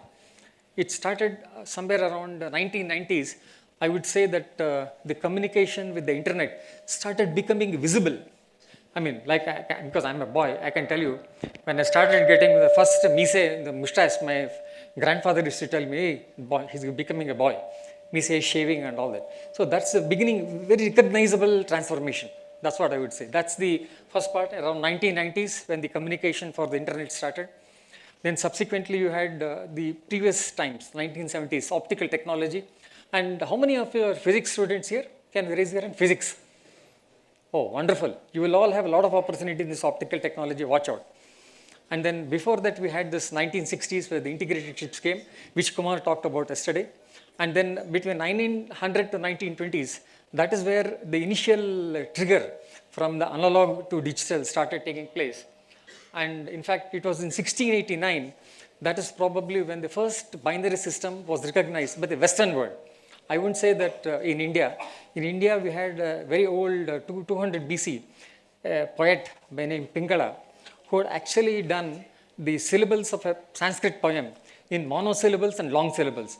And that has been recorded in a Talagiri script, which is available in the Banaras Hindu University, where we had opportunity to digitize that. That's when I first saw that. So there, Pingala had written way back in 200 BC, the binary system, but then the Western world did not know because we were a closed civilization, Indus Valley civilization, Chinese civilization was not so much known. So in 1689 is when the formal binary system came into picture, and this was one of the points at which a transformation took place. Why I write this in backward time? Because as you can see, this is the founder of Apple, Steve Jobs. He is no longer alive. And when he came to India to go to Uttarakhand, all the Himalaya mountains and all that, that's when he felt that, you can't connect the dots forward. You can always connect them by looking backwards. That's what I'm trying to do here in terms of transformation. Because when I say when, I can't say it exactly happened at this time. Therefore, I can always check backwards. That's the reason why I said that I have attempted to connect some dots in the past, which kind of gives you different timelines for when the digital transformation started. That's why I call them as pearls. I'm just trying to attempt to string all these pearls or connect all the dots and make sure that how transformation happens. The first one is probably what you can see here is the beginning of the transformation, which at that time people do not know what will happen. Like right now, we do not know what happens in the next 50 years. So at that time in 1900 to 40 was the basic beginning of the analog to digital part. Then subsequently the integrated chips came around 1959, 60s. We were just getting born, our generation. And then we had the binary system, which was also there in 1689, I told you. And I also told you about Pingala, talking about that Lagu and Guru syllables in that poem. And then we had this communication, which was a big transformation, the telegraph and all of that, which was also part of it. And finally, optical technology. Optical technology is nothing but your fiber optic cable, where how many of you here have got geo optic fiber? Raise your hand. How many of you have got optic fiber cable at home? Only one or two. Okay, any other optic fiber cable you have at home? Okay, or any other broadband? How many of you have broadband at home? Okay, any idea where the broadband comes from? Is it under the ground, through the tree with a wire? How does it come? Any idea? Wire on the tree top, on the house top and all? Yeah, fair enough. That's fine. So all this is essentially nothing but I'm trying to connect all these dots to make sure that this is approximately the timeline when digital transformation started happening, and this is exactly what happened. In fact, there is an Indian scientist by name Narendra Singh Kapani. I had the opportunity to meet him in the late 1980s. He's a Sardarji who was very keen in writing, figuring out from optical fiber cables. And some of you will have the opportunity to study some of his books. So essentially, this is what all digital transformation, the when part of it is. So before I get into it, understand what exactly is analog, because I did use the word analog a lot of times. How many of you have used these kind of phones when you were young? Anybody? Raise your hand. Anybody? Brilliant. Now, this is exactly how does the sound travel in between one dabba to another dabba? Through sound waves. This is not through any zeros or ones. This is one example of what I call analog device. There are a few other analog devices. The old, I remember my neighbor had a Diana TV. These are the old landlines or the headphones which you still have. They are still analog devices, or the speakers which you have right now. I wouldn't probably say they're digital. And this thermometer or the mic, which I think somebody was speaking, the person who took, those are all analog devices. Analog devices use basically sound waves and basics of physics, which is what it is. And this is what is the non-electrical devices, because there are two parts. One is electrical devices and the non-electrical devices. So this is the HMT, if you remember. Any one of you parents have seen a HMT watch? Okay, that's why I keep them as the timekeepers of the nation. They were one of the older ones who kept them. And these are a little more of those expansion of those analog devices. You remember this sound? Analog phone? This is the analog phone which we had. And this is your digital signals, which is what I'm talking about. And as you can see here, the 0, 0, 1, 0, 1s are nothing but the beginning of your digital transformation. That's what I would say. Don't go anything beyond. So what does digital transformation mean to you as a digital native? I think this is what you will realize. If you see something like this, that means this is all digital. You must have seen this in those parties, clubs and all that. This is all nothing but your digital transformation. And a few more examples of visual digitals. This is the old time clock. On the right hand side you see is the digital clock. The HMT watch which your parents or grandparents had has now become this one, right? How many of you have a smart watch here? Wow, my God, a lot of people. See, I'm still one of the dinosaurs wearing old Titan watch. So this is digital. This is nothing but digital. Look at this again. The same phone, how did it transform? It became this. And it has become the smartphone which all of you probably have. And look at this right now. Most of you have this ability to figure out how this happens. Can you see this configuration? You can change your caller tune and all that. This is all nothing but your digital phone. I'm just trying to emphasize the difference between analog and digital. And let me just take you back a little bit on time, because I love history a little bit. So this is primarily those old vacuum tubes on the left hand side, which Kumar was talking about yesterday. This was quite big, and that became transistors, and all this became integrated circuits. And this is typically the timeline how it has taken. In fact, why does the integrated circuit or all these things play an important role? The reason is very simple. Electricity plays a very important, crucial role in computers. It represents a physical form of information. How? If you are able to manipulate a switch between off and on by itself, then I would call that as a 0 and 1. That's the equivalent of that. That's how the whole thing started.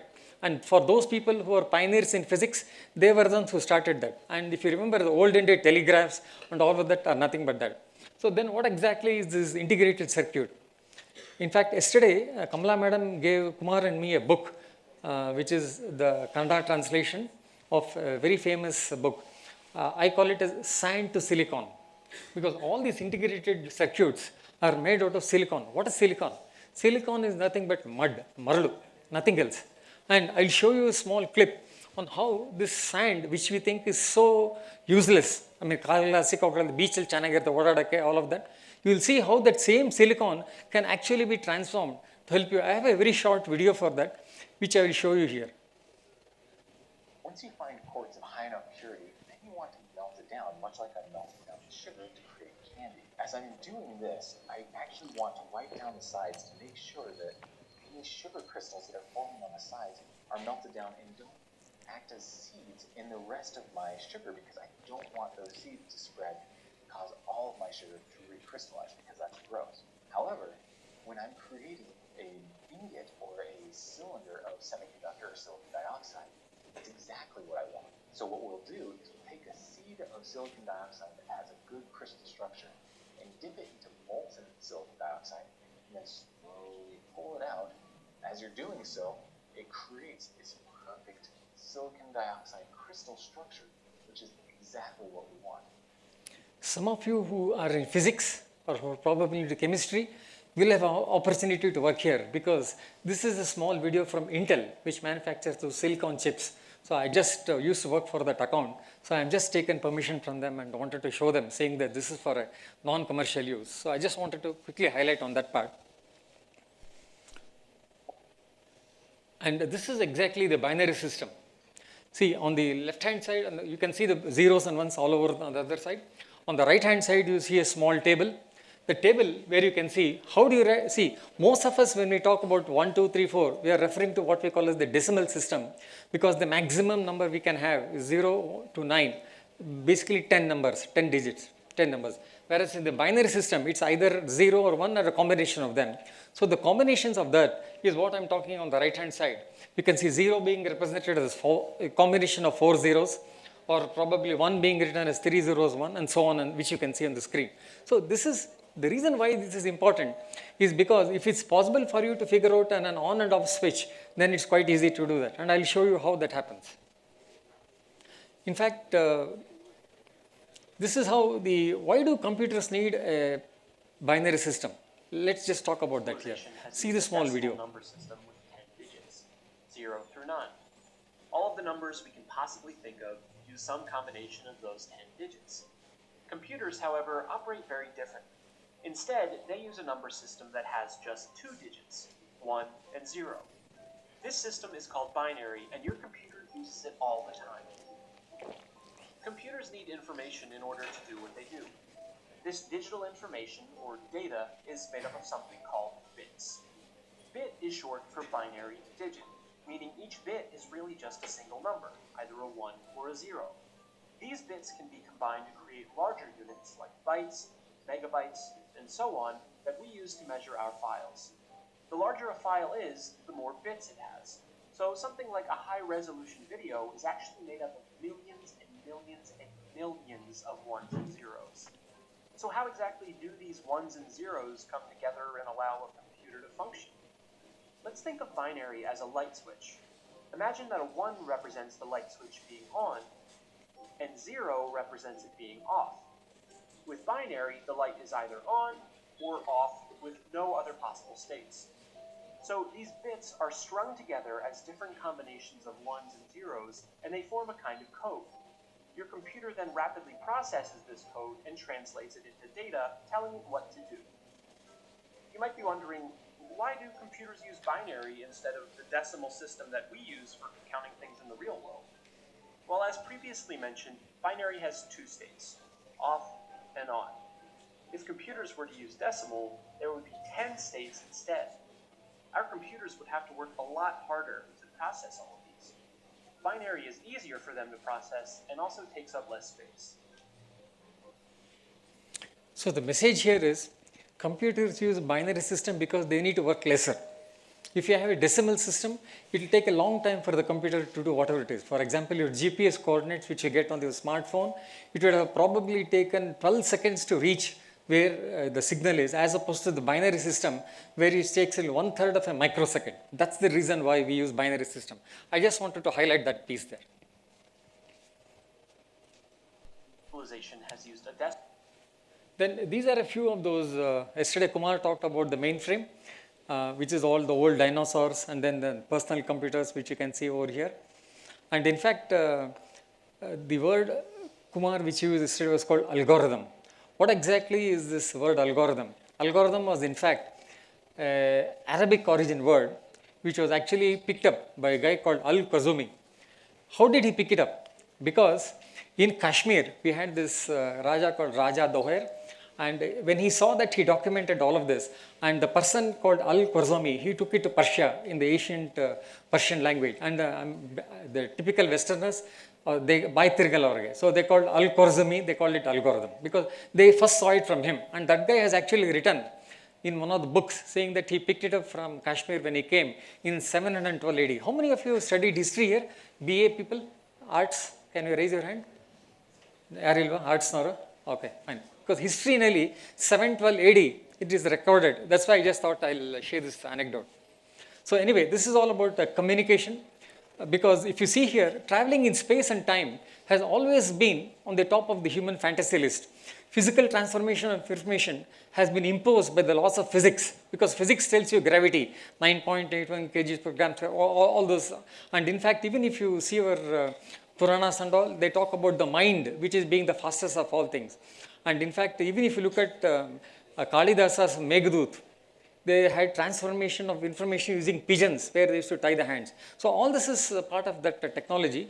And what you can see here is nothing but satellite technology, which is called navigation satellites, which you will hear from another classmate of mine on Saturday. A colleague of mine, named Hiryana, he'll be talking much more on innovation, but then I'm sure he'll also bring in this aspect of satellite communication across. Optical technology, which I was talking about, earlier whatever you see was all copper-based thing, and now optical fiber is being used for the internet.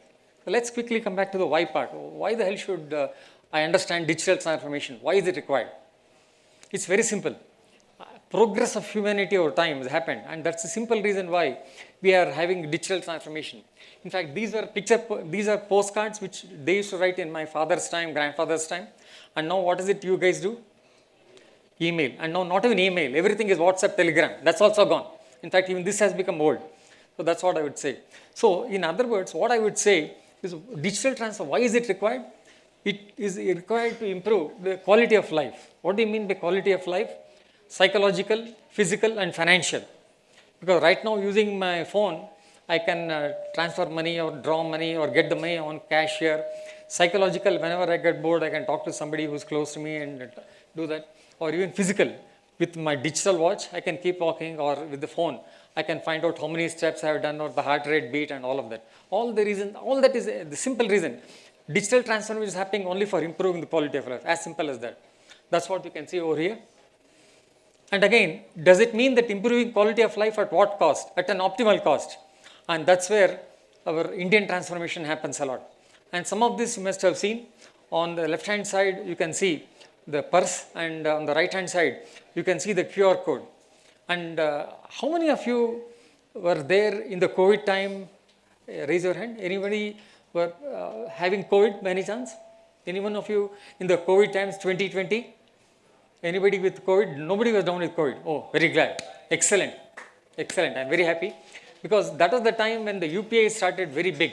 The reason is, earlier when there was no change, people used to give the small 10 paisa, 20 paisa candies and all that. And that was a 200 crore business for companies like Nestle, Mondelez and Parla. And all of that got replaced by this UPI, because now nobody carries change.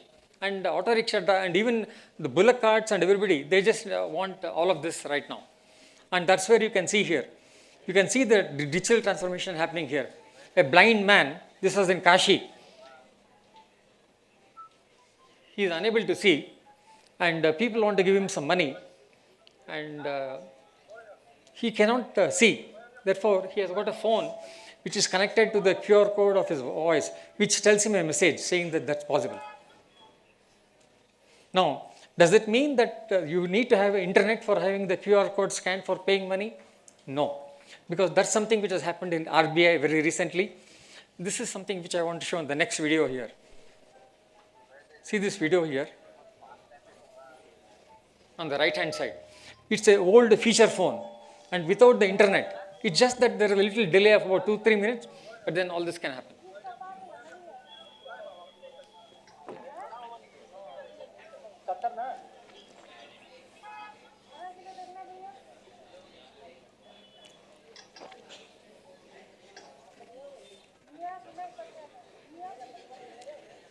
The message here is that you don't need an internet necessarily to do UPI. It may be a little delayed, but now in India it is possible. And India is the largest country where we have the digital transformation, especially with UPI and all that happening. So where exactly did it start happening? I'll give you a very quick overview. It's happening all over the world, as I said, right from us in the middle, and we are in the middle of the digital transformation. So in the middle of it, we cannot see what's happening outside. So it's only my own perspective of what's happening. So there are two broad perspectives of this. One is on the right-hand side, you see the public sector, what the government is doing and all that, which is meant for public welfare. On the left-hand side, the private sector. I'll just quickly run you through this. There is something called Digital India. How many of you have heard of Digital India? Raise your hand. Oh, only one, hardly two or three. Oh, not bad. I think it's lunchtime to raise your hand. No worries, I'll make it quick. The reason why I'm telling that is 2015, this was launched. And this is an amazing digital internet facility which we got, because that's something which has happened, which has never happened before in the world. What I meant to say is the time in which it has happened, in 2015 till 2024, in the last 8 years, it's an amazing thing which has happened. For those of you who have logged into the Digital India website, this is their website, what you can see here. And yesterday Kumar talked about Chat GPT. You remember that? Now I'll show you one interesting thing. Can you see at the bottom here? It's called Bharat GPT. That's being launched and that's already working very well. It's still not as good as Chat GPT, but I can tell you we are still testing it out. And who are the people testing it? People like you and me, and who are improving it? Maybe 3 years down the line, some of you who get a job will probably start working with Digital India. Now, let me assure you, does it mean that you need to have a computer background? No. If you have a computer background, then you can work like Kumar in the background. And you also need a domain knowledge in physics, zoology, chemistry, accounting, commerce. Because then the Chat GPT needs to be told, saying that how does Tally not account for my debit and credit properly? Then you need a domain knowledge on the other side as well. So that's something which is a big subject by itself, but I'll talk about that later. So what exactly is Digital India? You have seen Aadhaar. I'm sure most of you have that. And then you have seen that UPI, that payment interface. Then there is Swayam. Swayam is something amazing. It's all set of free courses. In fact, those of you who are not able to get into computers or whatever, just for knowledge sake, if you want to understand, log into Swayam, create an account. It's free. Amazing courses. It is amazing. And in fact, I'm a civil engineer. I learned a lot on Swayam using this. And there is also something called National Electronic Toll Collection. You know, that fast tag which you see, that's nothing but your NETC. That's what it is. And then there's something called Umang. Umang is nothing but an acronym for Unified Mobile Application for New Age Governance. What does it Umang mean? What's happened is right now, because of everybody has a mobile app. Everything there is a mobile app. So people don't know where to start. Therefore, the government of India has come out with a super app, or a portal as they call, with a word called Umang, where you can have a central level mobile app or a state level mobile app. In Karnataka, unfortunately, there is only 1 or 2 mobile apps, primarily for ration cards. How many have a ration card which is digital? Okay, don't worry. Good. What I'm trying to say, in Karnataka, we are not so advanced in the Umang, because the ration card, the only one which is digitized, whereas in other states like Tamil Nadu and Kerala, they have digitized weather patterns, they have digitized the local primary health center where you go for medical checkup in the villages. All of this has been done using this Umang. So that's another mobile app. It's as simple as that. And this is primarily to strengthen your digital infrastructure. That's the next objective of this thing. What does it mean by digital infrastructure, internet bandwidth? You won't believe there are 2.5 lakh villages in India. Out of them, 90% of them have got probably internet right now. And there are still places in Arunachal Pradesh, Taiwan and all, which are struggling with the internet, but that's happening right now. And what kind of internet? It's not your usual copper. Because the government is having money, they are doing optical fiber. Optical fiber is the speed of light. That's the way it goes. DigiLocker. DigiLocker, how many of you use DigiLocker? Raise your hand. Oh, wonderful to see this. Great. Excellent. I'm sure you can have knowledge sharing. DigiLocker, for those of you who do not know, it is primarily to share and access documents, certificates, and internet things and all that, which you don't have to. Like, for example, I'm one of those old dinosaurs. I hope I have my driving license here. If I want to show my driving license, I had to pull up this old card of mine. But with DigiLocker, with my mobile, I can just show that whenever the police guy calls me. Or your SSLC marks card. or any set, including Aadhaar, you can show all of them using DigiLocker. So there is no need. Or for example, if you go to the train ticket, they send you an SMS where you show the PNR. That's one way of doing it. But supposing the TT asks you, show me your ID card, then you can show your DigiLocker where Aadhaar is logged, and you can show him that. Or in the aeroplane, if you want, how many of you have flown using the DigiLocker aeroplane boarding pass? Oh, great. So you must have seen that Digi app, right, where you can see that you don't need to print the boarding pass like the old time and all that. You can just scan, and there is separate security for them as well. I mean, that's the change which is happening in India. And again, this is something which is amazing. Now, those of you who have a flair for teaching, you can be part of this Pradhan Mantri Gramin Digital Saksha Abhiyan. What does it mean? They're basically trying to see you're all digital natives. So, and there are another 20 crore people like me and another 10 crore older than me. They don't understand the internet.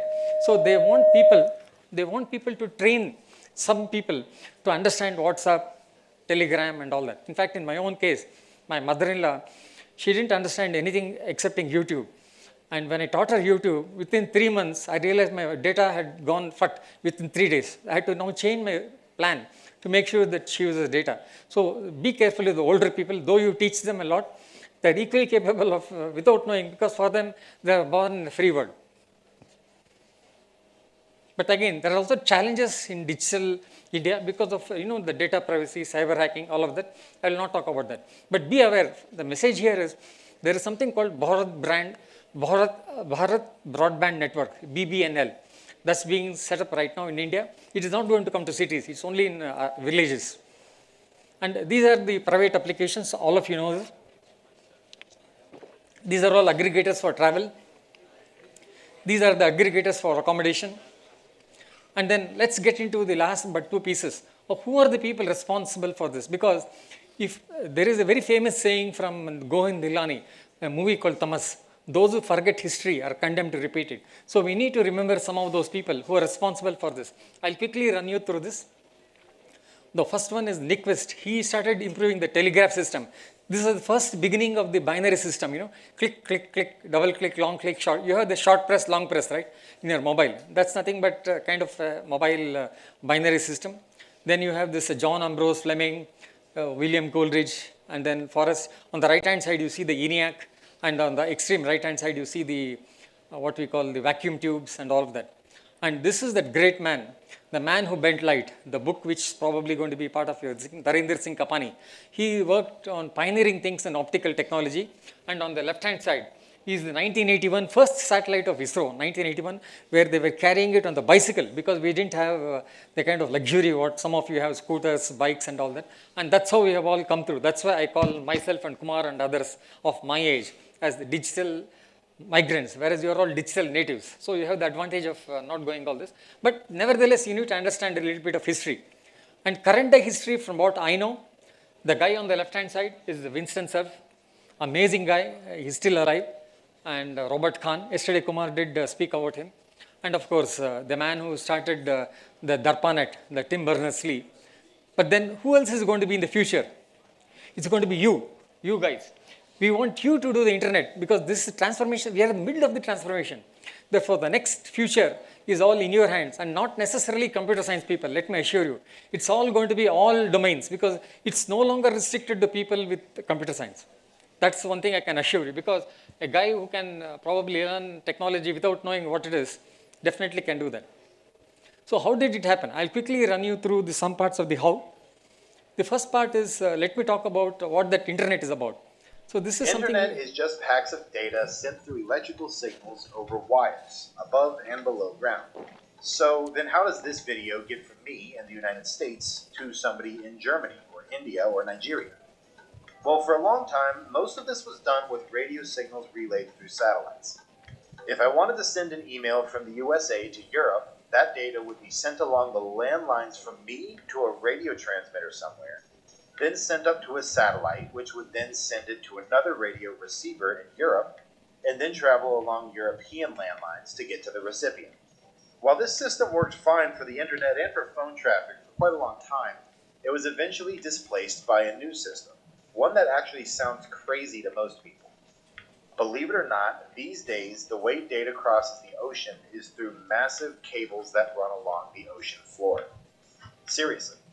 While this may seem like something out of a science fiction novel, it's actually how it works. There aren't one or two or three, but hundreds of cables running along the entire ocean floors between the continents, totaling several hundred thousands of miles, which all allow data to travel intercontinentally at incredibly fast speeds. What's even more amazing is that this wasn't done recently. The first time it was ever done was in the year 1858. A telegraph line was set up between Western Ireland and Newfoundland in North America. This allowed messages to be sent from North America to Europe in a matter of minutes, while beforehand the only way to deliver information of any kind was by sailing, which took over a week.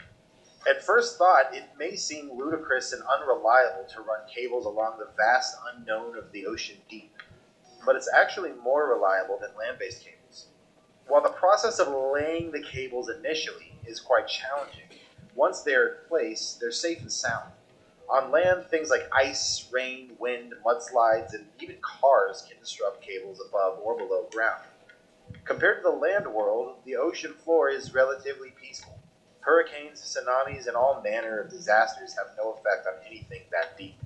So, internet. Yeah, I will not talk much about this because it's another 2 more seconds. But very quickly, just wanted to tell you, this is the way the internet is connected under the sea. And do you know how many cables are there? There are 1.5 million kilometers of cable under the sea through which internet comes. And in fact, one of the interesting projects for some of you here will be to figure out where does the end point of the internet come to your college. It is not necessarily here in the data center. There are 3 places here. This is some homework for you in the next 1 year, where you can figure out where the internet ends at your point when you get your classrooms, Wi-Fi, and things like that. That's something which I want you to. So what exactly is this 1.5 million kilometers? It's almost equal to the diameter of the sun, or probably I would say that the circumference of the earth. 37 times around the earth if you were to put wires. That's the amount of the cable under the sea, which is the internet, which is what all of us are seeing. So then this is at the conceptual level. What happens in India? In fact, who are the people who laid these cables?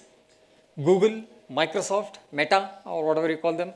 They are the ones who all Amazon. They are the people who own most of these internet cables. And India, who owns it? It was a company called VSNL, Videsh Sanchar Nigam Limited, earlier at the time. Now it has been purchased by Tata Group. It's called Tata Tele Services, TTSL. They are the ones who, it's now called as Tata Communications. They own a very large part of the internet cables around the sea and they maintain it. And now Bharti, Airtel, Reliance, all of them have started, it's a rat race and everybody is maintaining the undersea cables for them. You can see this 1.5 million kilometers is at the depth of 11 kilometers under the sea, where the seabed is. And in some cases, it can even be more. So this is something which I just thought for a small humor. How many of you seen the movie Life of Pi? Life of Pi. Oh, see, then what else? I don't need to say anything. Wonderful. See, this is the route from Pondicherry, where that guy takes all along up to Mexico, where he lands up. Now, in this particular place, this is called near Philippines, there is a place called Mariana Trench. It is 22 kilometers deep, the sea, it's the deepest ocean in the world. And that cable under the sea, it took 5 years and that happened during my time. And we had a tough time to figure out because we were on the ship trying to monitor the signal of the optic fiber cable. And I'm not a physics guy like some of you who are going to be studying physics nor electronics. And then we had to call somebody on the satellite phone, find out what's happening, how does it happen. And it was a challenge for us. The Mariana Trench is amazing. It's a very dangerous one though, because normally sea is about 10 to 11. This is 22 kilometers deep. And that's where the entire thing went. And I just thought I'll show the Life of Pi because that's where they had a major challenge. And in India, where exactly is it all happening? You can see here, this is Bombay, this is Cochin. I'll show you all of that on the animation very quickly here. See, one is Mumbai, the other one is Kochi, the other one is Chennai. And of course, I just also thought I'll show you one more thing here. This is a place called Tuticorin. Anybody from Tuticorin here? Nobody. Yeah, wow. You are lucky. If you go to Tuticorin, I can tell you, you will get the fastest internet and cheapest price because we don't need to lay cable all the way from Bangalore to Chennai. We get it from Chennai right now. Earlier it was from Bombay, but now we get it from all the different places. So I just thought I'll talk about this, but I don't want to waste time because it's already lunchtime and you have to go to Vidhan Sada. Let's skip this. I wanted to tell you how does money transfer happen on the ATM side. But very quickly, let me tell you, this is the ATM, your HDFC, I mean, forget it. It's in the interest of time, I'll skip this. This is the QR code. All of you have got the QR code. So how does this work? The QR code, as you can see here, there are squares here. These squares stand for, this is a quick response code. That's what it is called. And this is a matrix of black and white. And they used to encode information primarily like URLs and things like that. And these squares are done in such a way. You can see the smaller squares here. So in other words, in the QR code, whether you read it like this, read it like this, read it like this, it reads. Why? Because of these small squares, which are, it's an amazing pattern. It's like your fingerprint, which is very unique for everyone. The QR code can also be unique for every URL or every image, whatever you want. And in fact, it need not have the internet. Like when you want to buy a watch in Titan, they have a QR code. It doesn't need the internet. You just need to have a camera which you can scan, it will tell you the price. Because they don't want to display the price, saying that 20,000 rupee watch, 30,000 rupee watch and all that. So it doesn't need the internet. I just wanted to tell you that, be aware of that. And this is the GPS. GPS is another amazing thing. It's called the Global Positioning System. Your phone must be having a GPS receiver, and by default, all the smartphones of India have a GPS receiver. And what is GPS? GPS is nothing but a satellite system owned by United States of America. Then why doesn't India have one? Well, my colleague Hiriyana is going to talk about it probably on Saturday. There is an Indian navigation system called NAVIC, N-A-V-I-C, that just started about 5-6 years ago. It will take a while. This started somewhere in 2004. What is this? This is nothing but a set of 31 satellites from the United States Department of Defense, which goes all around the world and can track any phone as long as their GPS tracker is on. That's as simple as that. And it has become so popular like Google, which is actually an American product. We don't have an Indian product yet. But by the time, let's see, like Bharat GPT, we may have tomorrow some other thing, I don't know. But this is the American satellite system which we are currently using. And hopefully your generation will start using NAVIC as it starts becoming popular. So this is typically how the whole thing happens. The GPS receiver from the satellite and satellite to the ground station. And these radio signals which can travel on the world at the speed of light, using the delay to reach the receiver, the satellite can actually locate the exact location. And there is something called trilateration, which I will not talk about, but you need basically, you understand only so much.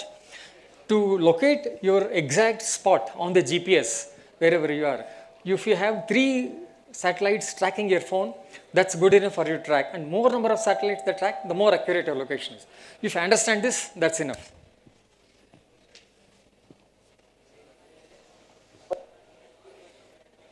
So this is exactly what I wanted to tell you. The first satellite, which tells you what it is. The second satellite, as you can see here, it's a contradiction there. And here, the intersection of those 2 circles is where the second satellite, and the third satellite is where exactly it happens. Now I have a small quiz in the last part of my presentation. It's all about data analytics. I mean, data is generated, as you can see, millions of data. All of us, when we speak, all of this is created, and we generate nearly 402 million terabytes of data and all of that. But why is the data required? Because we probably need to understand that data has become the new oil, unlike our times. So given that, what exactly is data science? Now I'll give you a very interesting science. If I were to say that the number of people in this classroom, what I understand is about 190. If I say that 190 people, big deal. So what, I have to listen to some Arvind who's boring lecture, and people in the last, I don't have place to sit, I'm sitting on the floor, all of that is happening. But if I were to tell you one interesting anecdote, to contextualize this, if I were to say that 190 people or 200 people in this classroom is equal to 1/3 the population of Vatican City, suddenly your interest happens. Oh, wow, Vatican, the Pope sits there. Or if I were to say that in the next 2 years, all the 8 semesters, I was looking at the principal's room, there are 841 people in the entire college right now in the degree. If I were to say that your college population is more than Vatican City, you will be surprised. Why? Population of Vatican City is only 825 and your college population is 841. So the contextualization of data is what matters, and that's very important from a data perspective, and that's one of the first things in data science. And I have a small quiz here for you, which I'll talk later. So essentially data science is studying the large volumes of data, but I'm not going to talk about this. Now, as you can see here, I want to ask you one question here. Can you see the set of dots over there? This was actually a real life example, which was taken in a street in NR colony. So anybody here who would like to say what exactly this stands for? Can somebody say that, please? Can you, I'll come to the last bench because I love the last bench. Let me start there. So what do you think this one is? What do you think this dots? Anybody here? Yeah, you don't have place to sit? Fine. So what do you think is this set of dots? Yeah, go ahead. What do you think? No, ಏನು ಬರುತ್ತೆ ಮನಸ್ಸಿಗೆ ನೋಡಿದ್ರೆ ಇದು ಏನು ಕಾಣ್ತಾ ಇಲ್ವೇನಪ್ಪ ಕಾಣಕ್ಕಾಗಲ್ಲಪ್ಪ ಹಂಗಾದ್ರೆ ಹಂಗಾದ್ರೆ ಏನಪ್ಪ ಇದು what do you think this is park okay very good what do you think this is Xerox oh great what do you think this is ಇದೇನಪ್ಪ ಇದು what do you think this is ಹಾಂ ಹಾಂ bacteria oh wonderful okay no very interesting so anybody on the ladies what do you think ma'am madam what do you think that is ನೀವು ಹೇಳಿ what do you think that is ಏನು ಮನ್ಸಿಗೆ ಬರುತ್ತೆ groundnut seeds.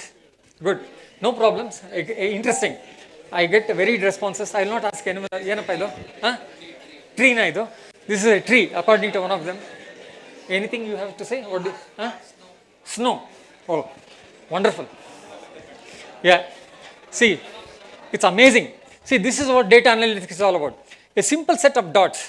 This was actually a very stupid thing which we did some 10 years ago. If I were to say this is a dog, Nai, in NR colony, Bidi Nai, will somebody believe it? No. This is a street dog. Why? Because nobody can make it. Using data analytics, we figured out that it is possible.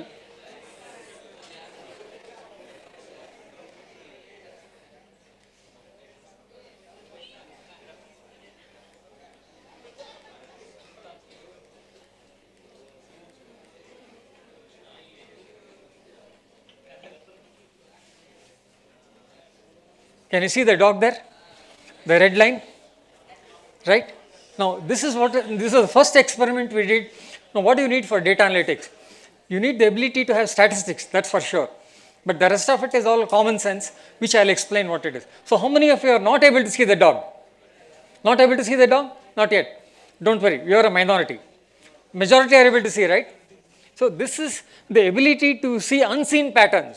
What I was trying to show you was the pattern of dots, snow, tree, or smoke, all kinds of things we heard. But when I make using data analytics, this is a live example.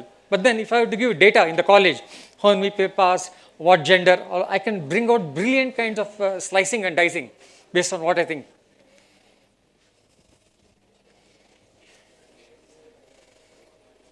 So what exactly is data science? I just wanted to show you one thing. Anybody from biology here?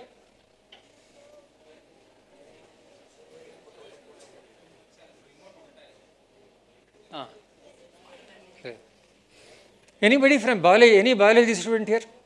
You need this knowledge because this is nothing but RNA sequence which was done in this college when AHR was there 3 years ago. We took it from the microscope and how does it rotate? This is based on the patterns of what we think the DNA molecules are going to do. This is a live example of not merely statistics. You also need the domain knowledge of your gene, microscopes or whatever you call, zoology, whatever. And look at this.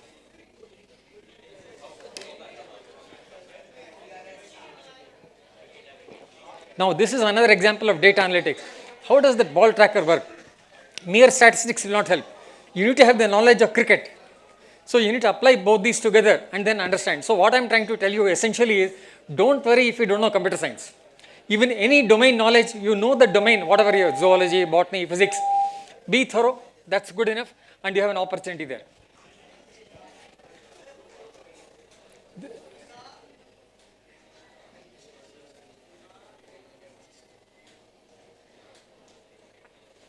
So primarily, I just wanted to conclude by saying that it's not about technology. In fact, yesterday Kumar showed the first slide, so I thought I'll try to make it the last slide. Change. It's all about change. It's not about something which is constant. So what are the new things which are possible? I wanted to show a demonstration of DALI, but it's already 1:30 for lunch, so let's not do that. Maybe because what I'm trying to tell you, is normally what generally is taught in a college for 2 semesters. I am trying to do it in 45 minutes. So bear with me, but I hope I have stoked the curiosity in you to start researching more on this, and I am sure the next time when we are around, we will have more people actually coming over and say that, sir, I did this, I mean, I did the image of my sister or my brother using DALI and all that. In fact, I wanted to show you a small national anthem which we have developed using the old pictures of Gandhi, Nehru and H. Narasimha, but that will take some time because it's already 1:30. Thank you all and wish you all the best.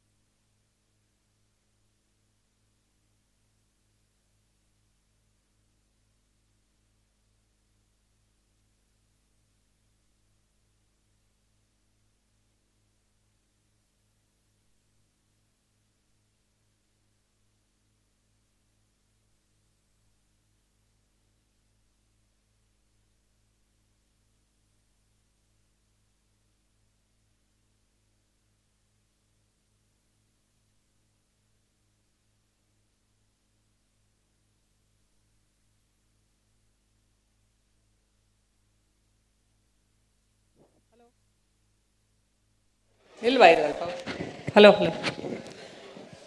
ನಿಜವಾಗ್ಲೂ ಏನು ಅಂದರೆ ನನಗೆ miss ಆಯ್ತು lecture. ಯಾಕಂದರೆ ಇಲ್ಲ record ಮಾಡಿಸಿದ್ದೀನಿ sir, ಆಮೇಲೆ ನೋಡ್ತೀನಿ.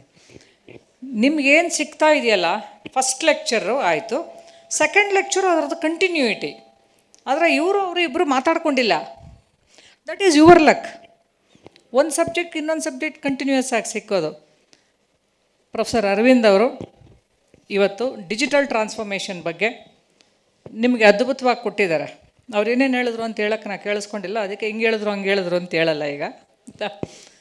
I am sure of it has made it a very interesting session.